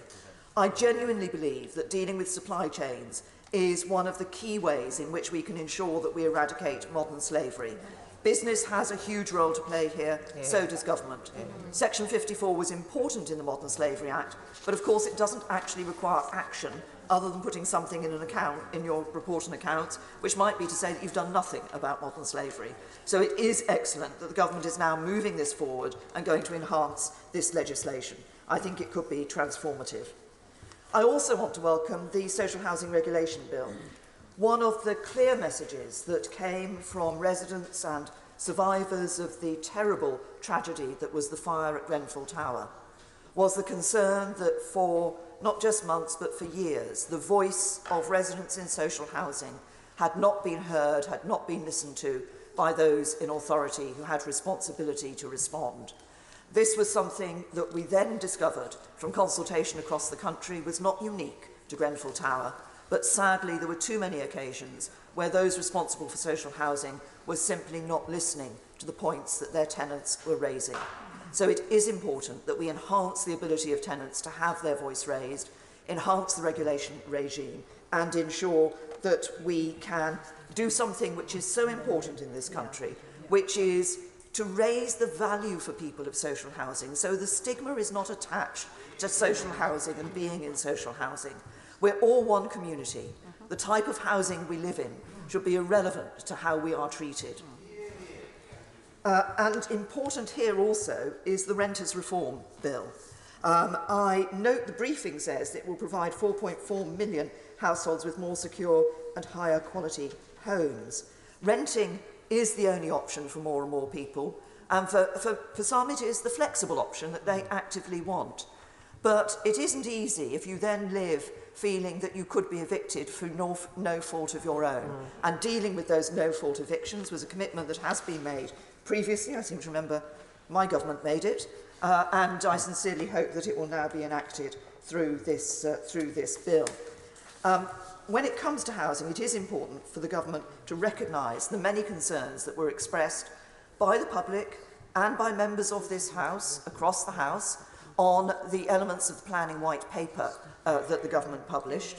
And I understand that the Housing Secretary has heard those messages and is looking carefully at what should be in the planning bill. We do need more homes. We need to ensure they're in the right place. We need to ensure they're in designs that are actually in keeping with the community and the neighbourhood in which they are set. I believe the Housing Secretary is interested in these street votes, so that if in a street somebody wants to extend their house by 2 floors, they can have a vote in the street and the street will decide whether that's a sensible thing to do.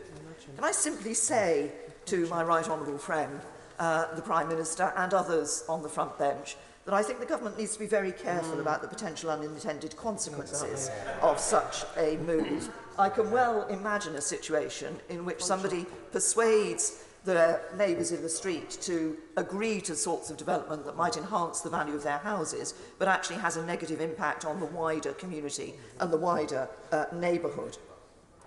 Looking at the issues of planning, and this ties in with the energy bill and issues in relation to the energy bill, I do wish the government, hope that the government, I urge them to take the opportunity to move ahead in relation to building regulations, to ensure that we embrace now the standards that will be required for our reaching net zero.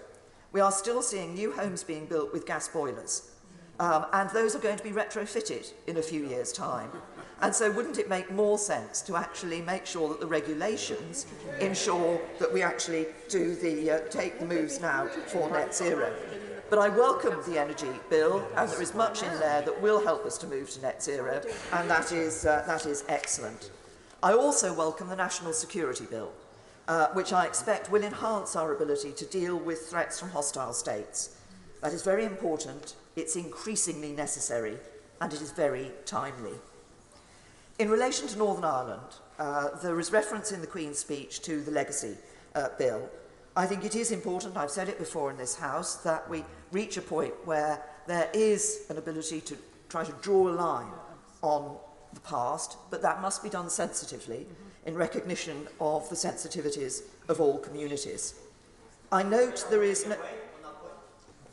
I will give way to... Mr. Speaker, thank you.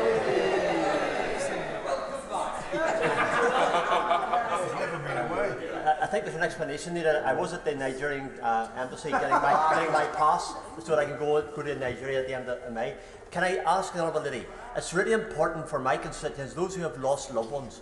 I can name them the Ballydugan 4, Stuart Montgomery, murdered by the IRA. Nobody ever made accountable. My cousin, nobody ever made accountable. I want justice. My relatives want justice. My constituents want justice. Does the Honourable Lady agree? Can I say Theresa May. I say to the honourable gentleman, we welcome him back to his place in the chamber. That is why I say it is important that these issues are addressed sensitively.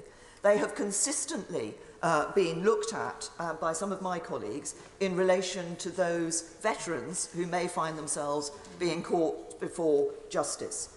But what is important is that people who did lose loved ones during the Troubles, and the majority of those losses will have been at the hands of terrorists, but who did lose loved ones during the Troubles, are able to feel that sense of, first of all, actually understanding what has happened and being able to know what has happened. And I think this is one of the things that is driving the government's intention in relation to this bill. And they will want to be able to feel some sense of closure, which they have not been able to see for so many years. I note that there is no reference to what has been referred to in the papers as a bill in relation to, and I'm going to use the word, the Northern Ireland Protocol, and possibly to varying the terms of the treaty unilaterally.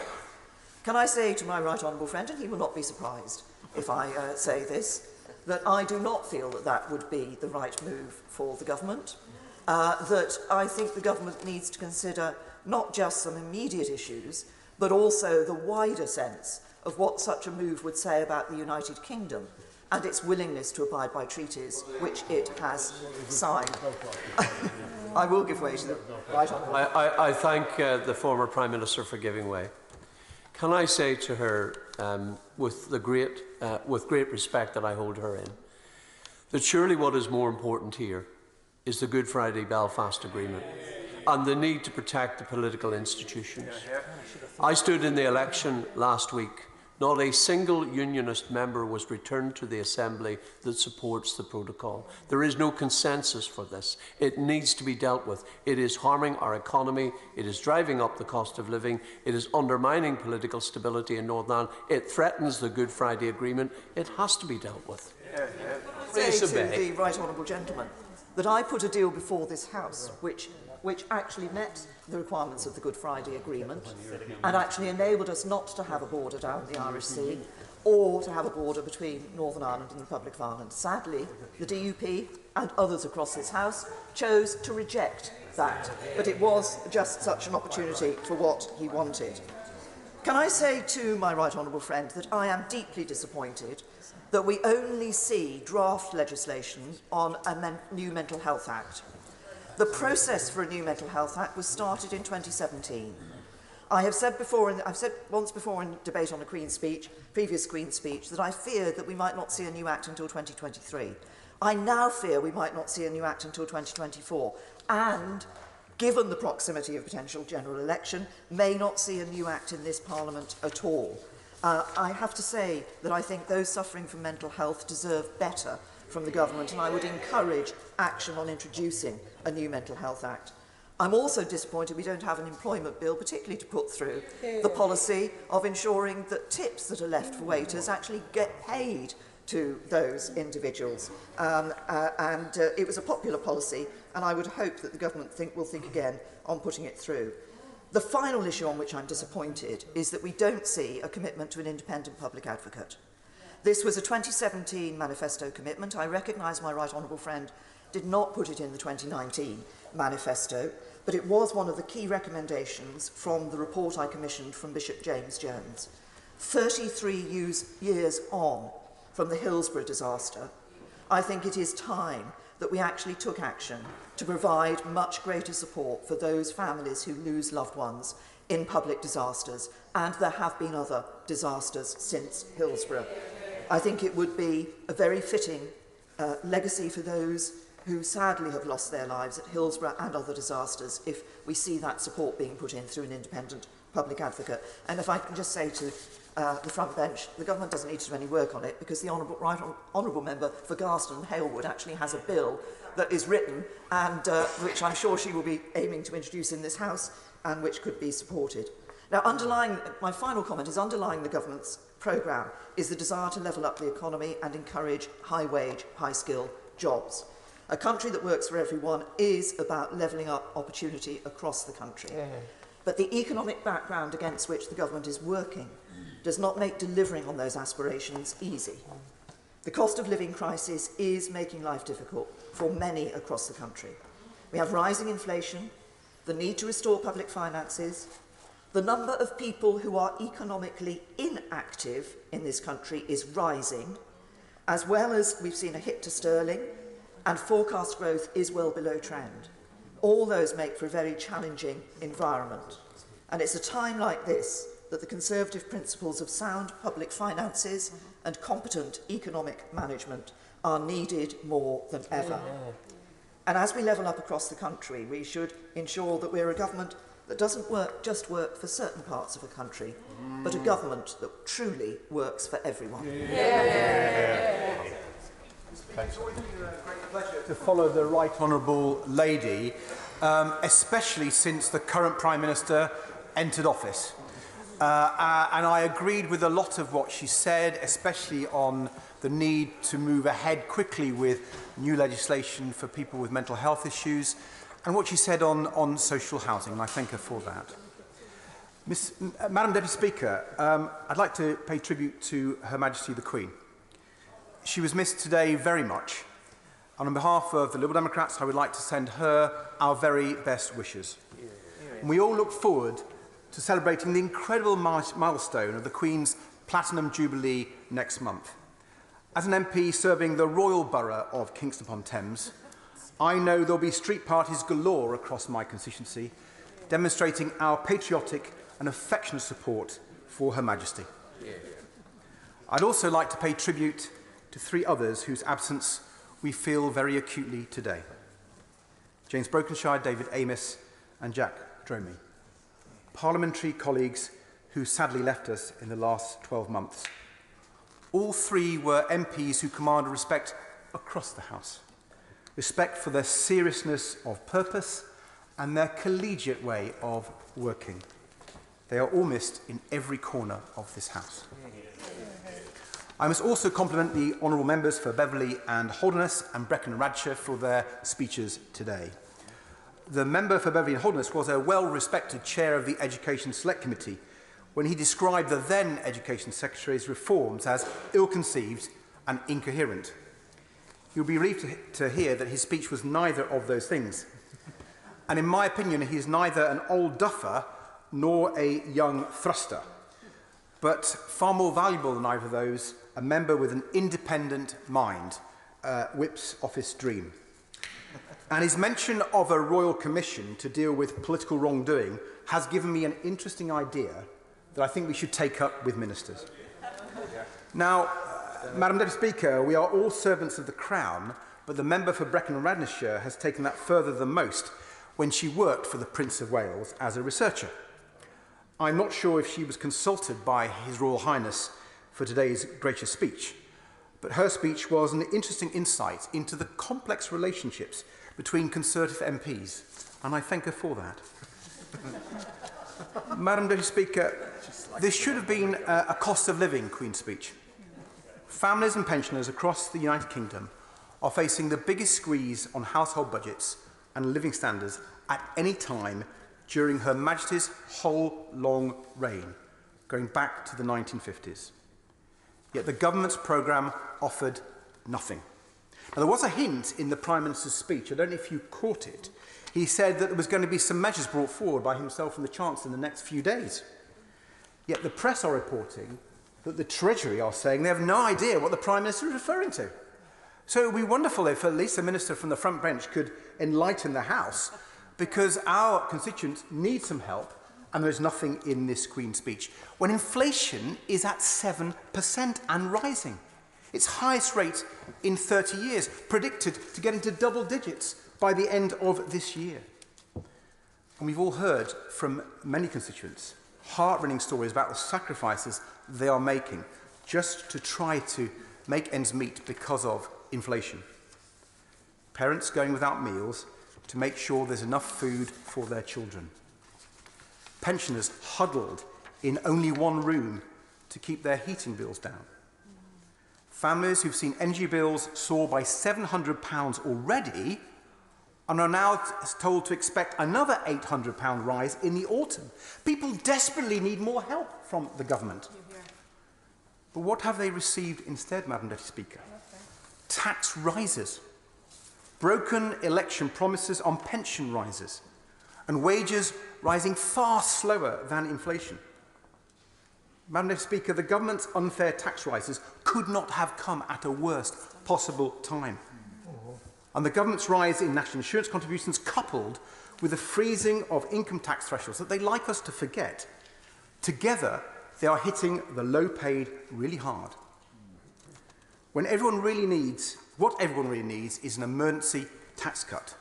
And that's why Liberal Democrats want an immediate cut in VAT. Our VAT cut idea would help everyone, would help small businesses and high streets, and would cut inflation. Yet by failing to cut VAT, by choosing to make the cost of living emergency worse, this government has confirmed people's deep fears that they are government that just doesn't care. Given the increase which is now reported in Treasury receipts due to inflation and due to the increased VAT receipts, does he not think it would be appropriate for the government to take that action? But does he also recognise that in doing so, VAT reductions could not apply in Northern Ireland, and people in Northern Ireland could not benefit from it because of the Northern Ireland Protocol? Well, I hope the government will find a way of working with politicians in Northern Ireland to help people who are struggling. But he's absolutely right about the VAT point, Madam Deputy Speaker. The chance of getting £9 billion extra in VAT this receipts, over the prediction in the budget, £38 billion. And yet they say they can't afford a VAT cut. It's clearly nonsense. And at the local elections last week, people across the country rose up to say enough is enough. From Stockport to Somerset, Cumbria to Cambridgeshire, Harrogate to Harpenden, voters chose Liberal Democrats to be their local champions to fight for a fair deal for them and their communities. And for Liberal Democrats, that fair deal must start with real action to tackle soaring energy bills and rising food prices. And not just a VAT cut. We want to increase and extend the Warm Homes discount to help over 7 million people with their heating bills. And increase the winter fuel allowance to help pensioners betrayed by the Conservatives breaking their election promise on the pensions triple lock. Liberal Democrats want to help families and pensioners in rural areas who heat their home with heating oil or LPG who aren't protected by the energy price cap. We will pay for this with a windfall tax on the super profits of the oil and gas companies. Only last week, we learned that BP and Shell are now raking in £1 billion in profit between them every single week from the same soaring gas and petrol prices that are making families suffer so much. Surely even this government can see in this economic crisis we need to cut taxes for families by asking these corporate giants to pay a little bit more. This government is failing so many groups. There's nothing to back British farmers, for example, who are at once some of the hardest hit victims of the cost of living crisis and yet crucial to solving food inflation for the rest of us. Yet instead of backing our farmers and our rural communities, the government is adding to their pain, selling them down the river with trade deals that allow low welfare foreign imports to undercut responsible British farmers, and cutting the payments farmers rely on, costing some of them up to half of their entire income. Quite simply, that risks driving many small farmers out of business altogether. In the southwest alone, farmers will lose almost £1 billion by the end of 2027 as a result of these Conservative policies. Madam Deputy Speaker, this government's programme not only fails to help people with the cost of living emergency, it also fails to address the crisis in our NHS and care services. Take our ambulance services. Many are in crisis. Resources have been slashed, and paramedics and handlers are not being given the support they need. In the southwest, if you're a stroke victim, you now have to wait almost 2 hours for an ambulance. That is a terrifying statistic. An average wait for an ambulance of almost 2 hours. And it's not just stroke victims. In Devon, an 88-year-old man, Derek Painter, lay in, and I quote, excruciating pain after he fell on the stairs. He waited 7 hours for an ambulance. That is just horrific. Thousands of people are watching loved ones in agony and distress. Some have even watched them die. This is heartbreaking, and it cannot go on. Can the Prime Minister, look these families in the eye in such distressing circumstances and tell them they've got a grip on this health crisis? And it doesn't just stop at the ambulance crisis. Over years now, this government has allowed our NHS to spiral out of control. Local health services are at breaking point following the Conservative government's broken promises to recruit more GPs. People are struggling to get appointments, and GPs are under more pressure than ever.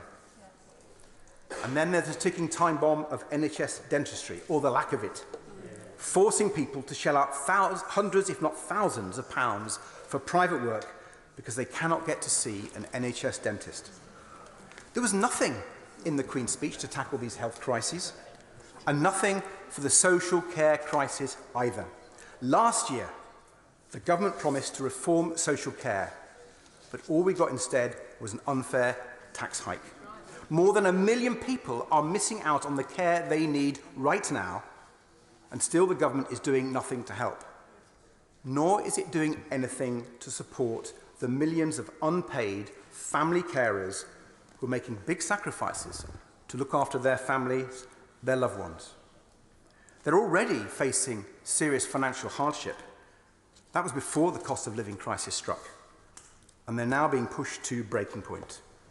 And they were, once again, forgotten in the Queen's speech.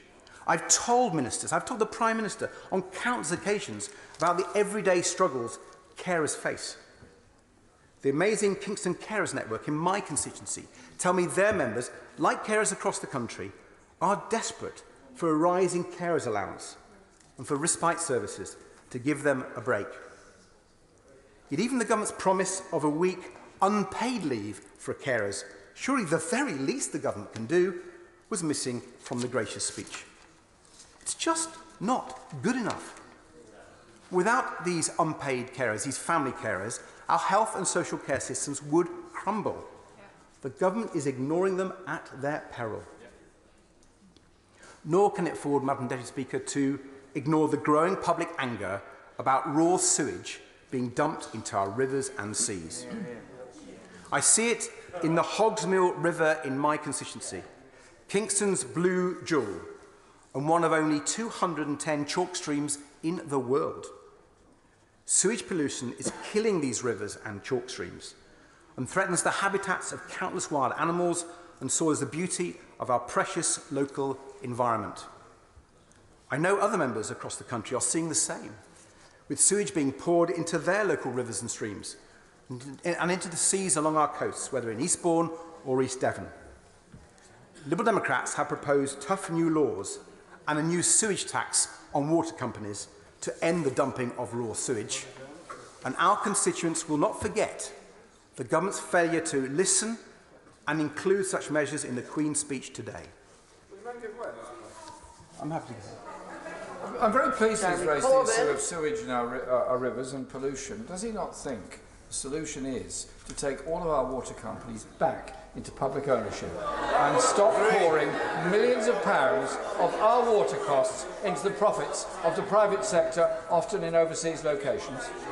I have to say I disagree with the honourable gentleman. I want a sewage tax. I want punitive laws, regulations on these companies who've been getting away with it. That is a way for much quicker progress. We can't wait any longer. We need clean rivers. We need clean seas. Finally, Madam Deputy Speaker, this Queen's speech comes not only at a challenging time for the UK domestically, it comes at a dark moment for us and for our allies, as Putin's brutal invasion of Ukraine continues.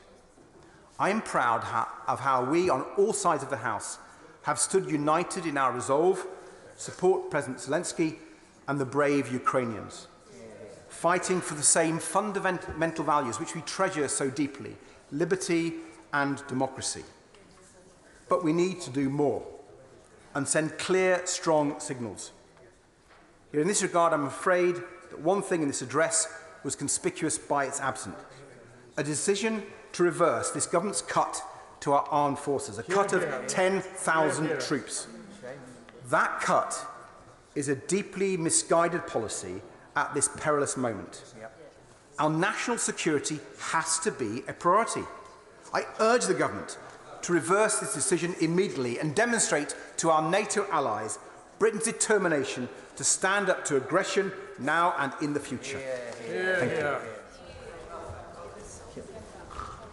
I now call to make her maiden speech, Anna Firth. Deputy Speaker, thank you for giving me the opportunity to make my maiden speech. It's a privilege to follow the Right Honourable Member for Kingston and Surbiton. I hope the eloquence with which he makes his speech is infectious. It's a pleasure and a privilege to have spoken in the same debate as the Father of the House, my Right Honourable friend, the member for Worthing West. He's sadly not here, but I had hoped to tell him he sets a fine example, and I'm looking forward to addressing this place in 2070. Madam Deputy Speaker, it's the honour of my life to be the first MP to be elected for the new city of Southend. Yet I will never forget that the circumstances that have brought me here are truly horrific.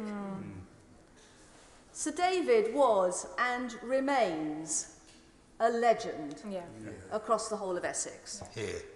An outstanding MP for Basildon for 14 years, and for Southend West for a further 24. Quite simply, Sir David embodied all that is good about our parliamentary democracy. He had a gift for building bridges across this house. And I think that everybody here misses his decency, his kindness, his smile, and his wicked sense of humour. Here in Westminster, it's already obvious to me how easily you could become disconnected from normal life and from the constituents we serve. Yet in nearly 40 years as an MP, that never happened to Sir David. He always remained absolutely dedicated to the people he represented. From his successful private member's bill on fuel poverty, still relevant today, to eliminating cruel tethering, Sir David championed causes close to his residents' hearts. Animal welfare, the incredible Music Man project, endometriosis, and, of course, making Southend a city.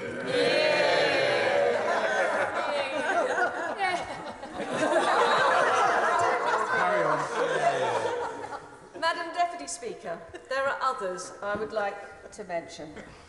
The life of an MP is clearly demanding, but there are rewards and recognition that go with that. One group of people, however, share many of the pressures of our journey, but little of the recognition. So I want to pay tribute to Lady Amos and her 5 children. No one, I repeat, no one, has paid a higher price for our democracy than they have. As we continue on with our lives, theirs has been shattered forever. The dignity, love, and spirit of reconciliation that they have shown has been an inspiration to me, and I know the whole House would wish to join me in telling them their sacrifice, their contribution to our democracy will also never be forgotten. I would also like to pay tribute, Madam Deputy Speaker, to the other mainstream parties who chose not to contest the by-election, proving once again attacks on our democracy will only ever bring us closer together.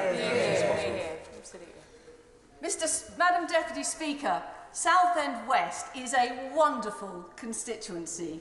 Award-winning beaches, the earliest recorded woodland in Essex, an international airport, nationally important wetlands, and the beautiful town of Leigh-on-Sea, where I was born and love living.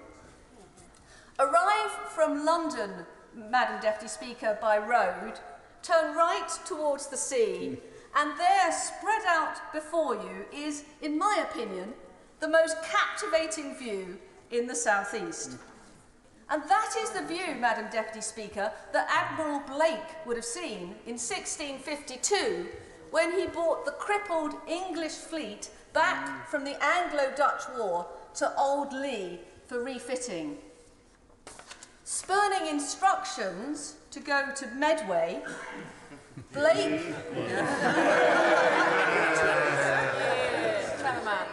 Blake knew then, Madam Deputy Speaker, what we all know now. The only way is Essex. 2 months later, Blake left Old Lee with the biggest and the best equipped fleet the nation had ever set to sea. But there's much more. Mr. Speaker, delicious shellfish and cockles are still fished daily in my constituency, and our picturesque high streets sport a wealth of independent businesses, including the internationally renowned Ross's ice cream and the best fried donuts in the country. So it's no wonder, Madam Deputy Speaker, that the Times recently announced Leigh-on-Sea as one of the best places to live in the country, proclaiming it fresh air and funkiness in buckets and spades. Madam Deputy Speaker, we also have a very proud tradition of sea bathing in Southend West. Indeed, we have the largest collection of historic swimwear in the country.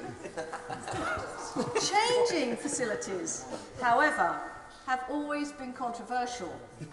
Historic reports from the 1900s detail men not queuing for bathing machines, choosing instead to rummage around in Macintoshes to get changed. Men who performed this indecent act were fined 5 shillings, with the last man prosecuted in the 1950s. In court, he was told, surely, it's time to give it up, but purportedly replied to the judge, if he didn't mind, he would stick it out for a little longer.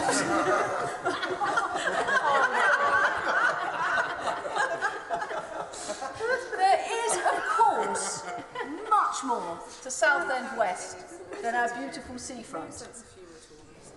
From internationally significant heritage sites, such as the Saxon Prittlewell Prince Burial, a stunning medieval monastery, and the 17th century London shipwreck, to Chalkwell's famous Rose Garden and the Palace Theatre, which previews many West End shows, Southend, Madam Deputy Speaker, is absolutely worthy of being the UK City of Culture in 2029. Here we go.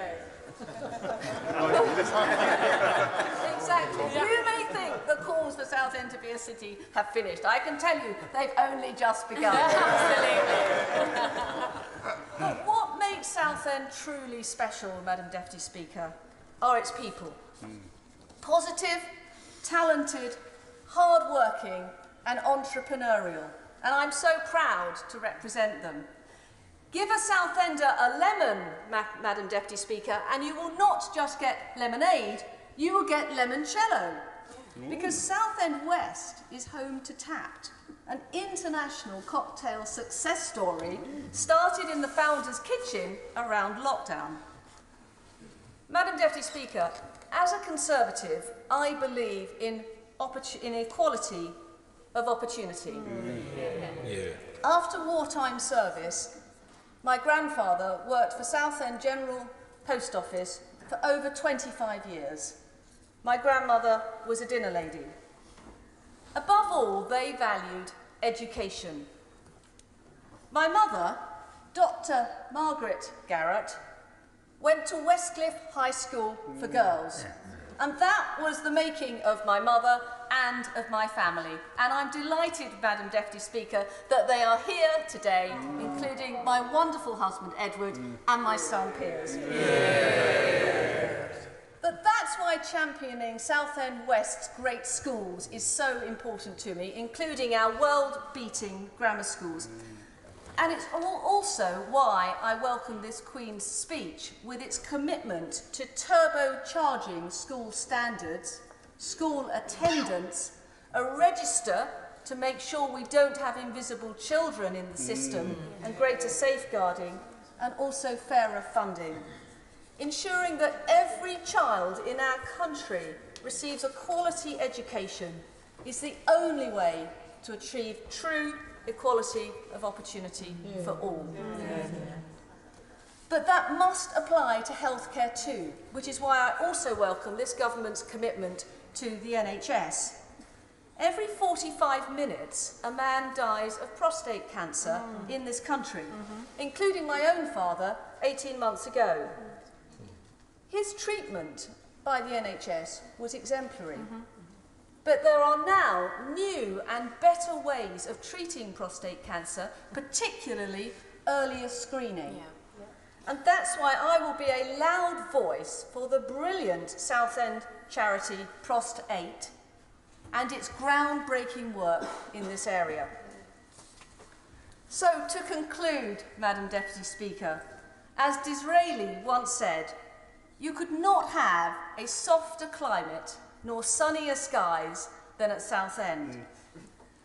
I cannot hope to replace my predecessor, but I can promise to work hard every day to make the new City of Southend a beacon of enterprise, unity, kindness and opportunity.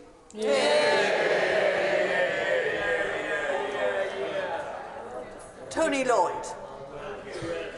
Madam Deputy Speaker, and can I say what a delight it is to follow the Honourable Lady for Southend West in her maiden speech. And I, like other members of the House, would very strongly empathise with her remarks about David Amos. He was a friend to many of us, absolutely somebody who did cross the best of this House of Commons of ours. He will be a very tough act to follow, but the Honourable Lady's speech, I think, does show why she is now the Member of Parliament to take on David's many, many battles. I would say this as well. As a Northerner, I for a long time thought Leon C was as credible as the Wigan peer. But I can well empathise and sympathise with the visions of those be-mat-wearing people changing on the beach, because this would happen in the rather cooler climes of Blackpool and Southport in the north of England. But may I wish the Honourable Lady every success in the role that she's established. Madam Deputy Speaker, the Queen's speech was, for I think many of us, a tale of almost of two countries. A vision that the Prime Minister would seek to set out of a country going forward, but the reality for many of our constituents of a country, frankly, this is in reverse gear. My constituents over the course of this election and other areas where I was able to knock on doors tell me that they are actually in many cases frightened. They're frightened like one of my constituents whose husband had to wait 7 hours for an ambulance, like my constituents who are on waiting lists which seem to grow and not get shorter, and who are frightened about their health, frightened even about the possibility of early death while they're on those waiting lists. My constituents in school are concerned about their futures because they can't see the high quality education that is there in the brochure but isn't being delivered in the ground because of underfunding. Not lack of good teachers, but lack of enough teachers and investment in our education. But my constituents at the moment are particularly frightened, I think, about issues like housing. My honourable friend for Hackney made the point about London. The London housing market is a very unique one. But actually the lack of social housing, the lack of affordable housing across this country of ours is very much the same. And there is a housing crisis in my constituency, and there is nothing in this Queen's speech that touches on that. The biggest issue, though, undoubtedly, and I've not had such a large number of emails at a personal level, is people's concerns about the cost of living crisis. You know, when we've got, again, a tale of two countries, the Centricas of this world, the BPs of this world, the Shells of this world, making record profits, many of it going to their already well-heeled shareholders, and yet my constituents and those of honourable members on both sides of this House who have already seen a 50% increase in the cap, the energy cap, and are likely to see an equivalent increase later on this year, they're frightened of what that means. People who really are frightened to put the heating on, people who are frightened to cook and to use the oven, people who simply don't know how they'll make things through the end of the month. A woman who wrote to me, she's a teacher, a single parent mum, and as a single parent mum she was able to buy her own home, but she tells me she's frightened that she may have to sell that home because she doesn't know how she can continue to afford the upkeep on it. And that's somebody not at what we would think of at the worst off end. A professional teacher should simply not be in that position, but she's frightened for her children, frightened for her budget. A family who's where the wife was telling me she's concerned that her husband, even though she herself is in work, is going to lose the car that he gets because he's disabled. The thing that gets him around gives him his own life support mechanism. Frightened that will go, and makes the point that her benefit, that his benefit increase rather, even though she's in work, for his disability at 3.1% is de facto a serious decrease, with inflation likely to hit 10% later on this year. Pensioners who, again, are concerned about how they make ends meet. Pensioners who've seen the government break its promise of the triple lock. Pensioners who have seen a 3.1% increase in the pensions, but actually who are facing inflation at levels way above that. These are people who are very concerned about the future of this country and cannot see the glossy brochure that the Prime Minister is giving us. And we've got to do something about this. We've got to do something about a situation where it isn't just those that seemingly the lowest economic groupings in our society who are suffering. People across the piece who are worried. And there are things the government can do. We know even had they increased the national minimum wage to the £10 that many on this side of the House argue, even now the increase, that 50% increase, 50 pence increase, would yield something in the order of £900 a year to those in receipt of that. That, even after tax, would go some way to paying the increase of energy costs. Why did the Chancellor not do that? So these are important issues. We can, and even now could, do that. We could see a reversal of some of the tax increases the government's brought in recognition that those penalise those on average incomes, those on lower incomes. That would be the right thing to do in a responsible society. To say to those better off in our society, maybe they should, people like me actually, now over retirement age, who pays no national insurance. That's got to be wrong in our society. Why should I not, who still get the benefits of working, the benefits of our national insurance system, why should I not be making my contribution? Why should not those on higher incomes be paying national insurance pro rata to those incomes? Let the strong look after those who are weaker. We say that to our police officers. You who are strong look after those who are weak. We say that to those with the brains to run our hospitals. Those who are strong look after the vulnerable. Why don't we say to the better off, you help look after those most in need? Because that is the mantra of a fair society. But, Madam Deputy Speaker, in the Queen's speech as well, I did look for other issues. For example, what are we going to do about the climate crisis? It's already been mentioned there is nothing that's on the face of the Queen's speech, or even in the government's puffing around it, that gives us any indication that there will be the investment in home insulation, which is absolutely fundamental if we are going to tackle the climate crisis. There are many things the government can be doing.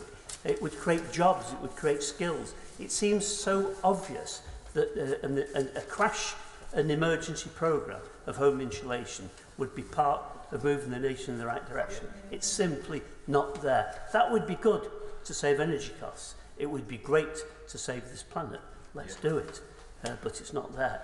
Madam Deputy Speaker, there are many other things that could go on, but I do want, if I may, to turn to the situation in Northern Ireland. Now, I'll say to my friends from Northern Ireland, both here and elsewhere, Northern Ireland now is in a political crisis, we know that. Yeah. But you know, I spent part of my own time when the Stormont Assembly was not meeting, talking to many different people about the needs for constructive and effective executive in the north of Ireland, because the needs of the people of Northern Ireland are very similar to the needs of my constituents. It's an underfunded and badly structured health system.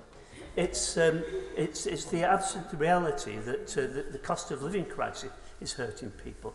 It's real concerns about the investment in education in the north of Ireland. These are things that are common across the piece. They don't have tribal identities or whatever. And I would say to honourable members here present, actually I understand that the debate about the protocol has to go on. We'll agree and disagree on some aspects of it. But actually, in the end, having an effective executive is something that does matter. I'll say to the Right Honourable Member for Lagan Valley, when he talks about permanent political instability, this isn't the message of a constructive process that devolved government ought to be about. I believe in devolved government because I believe it's good for the people of Northern Ireland. But as we sit at the moment, we don't face that constructive devolution if instead we have once again a boycott. I thank the honourable member for giving way. My party believes in devolution very strong indeed. It's done a lot of the heavy lifting to make devolution work, more than many others.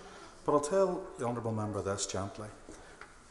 The cost of living crisis is accentuated in Northern Ireland by somewhere in the region of between 27 and 34% of higher costs because of the border on the Irish Sea. It has got to be removed, or else that crisis will go on and will poison all relationships and the economy.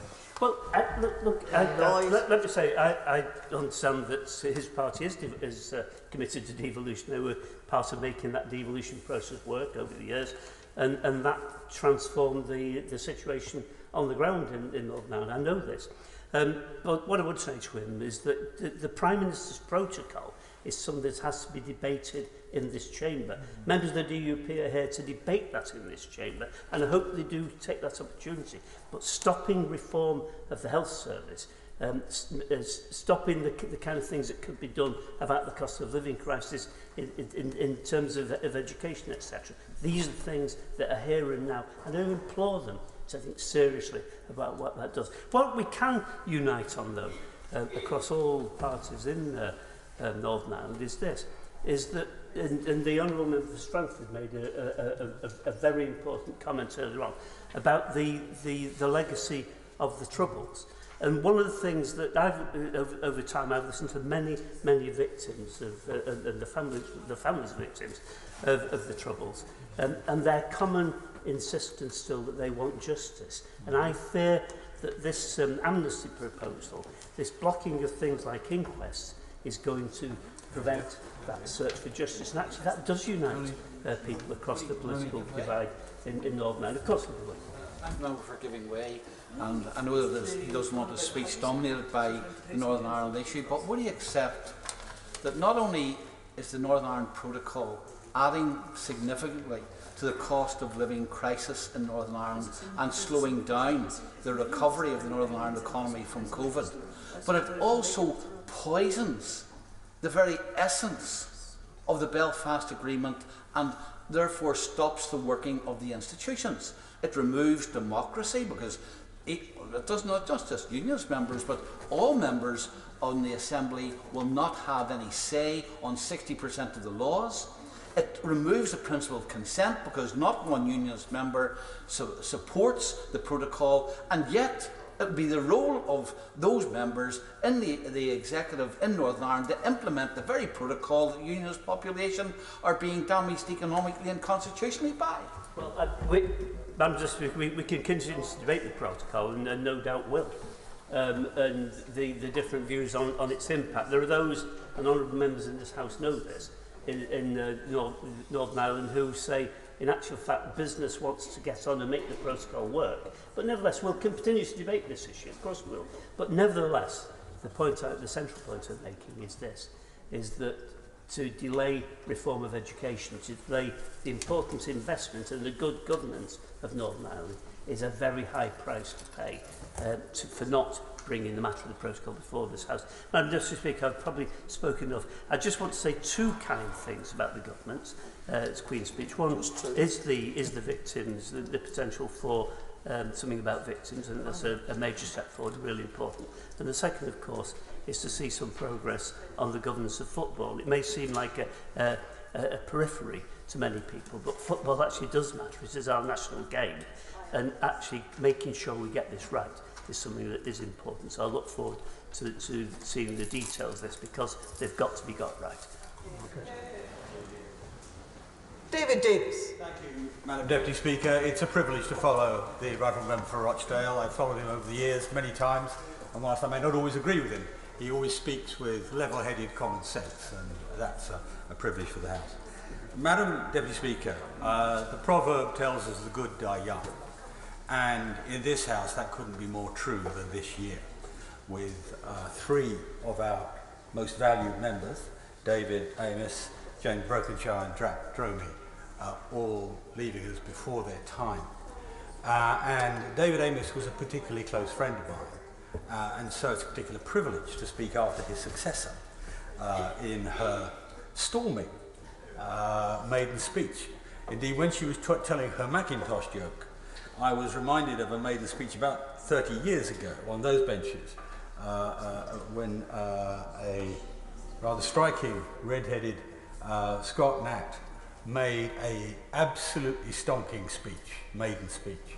And I think it was John Smith jumped up and said, "That was no maiden speech, that was a brazen hussy of a speech." Well, hers was too elegant to say that of it. She was much more elegant than that. But I'll say this to her. And perhaps it's the greatest compliment I can give her. And as I say, David would have been proud of you. Now, I want to make some simple points, Madam Speaker, Madam Deputy Speaker, fairly quickly. But there's a great deal to welcome in this Queen's Speech, in 38 bills, and those who have been poo-pooing them perhaps ought to think, wait until they see the details of some of them. The tackling of economic crime, embracing the freedoms that Brexit offers, that's too late. Reforming and securing our energy supply, resolving the Northern Ireland legacy issues. These are all massively important issues, and there are many others like them, which should get our undiluted support.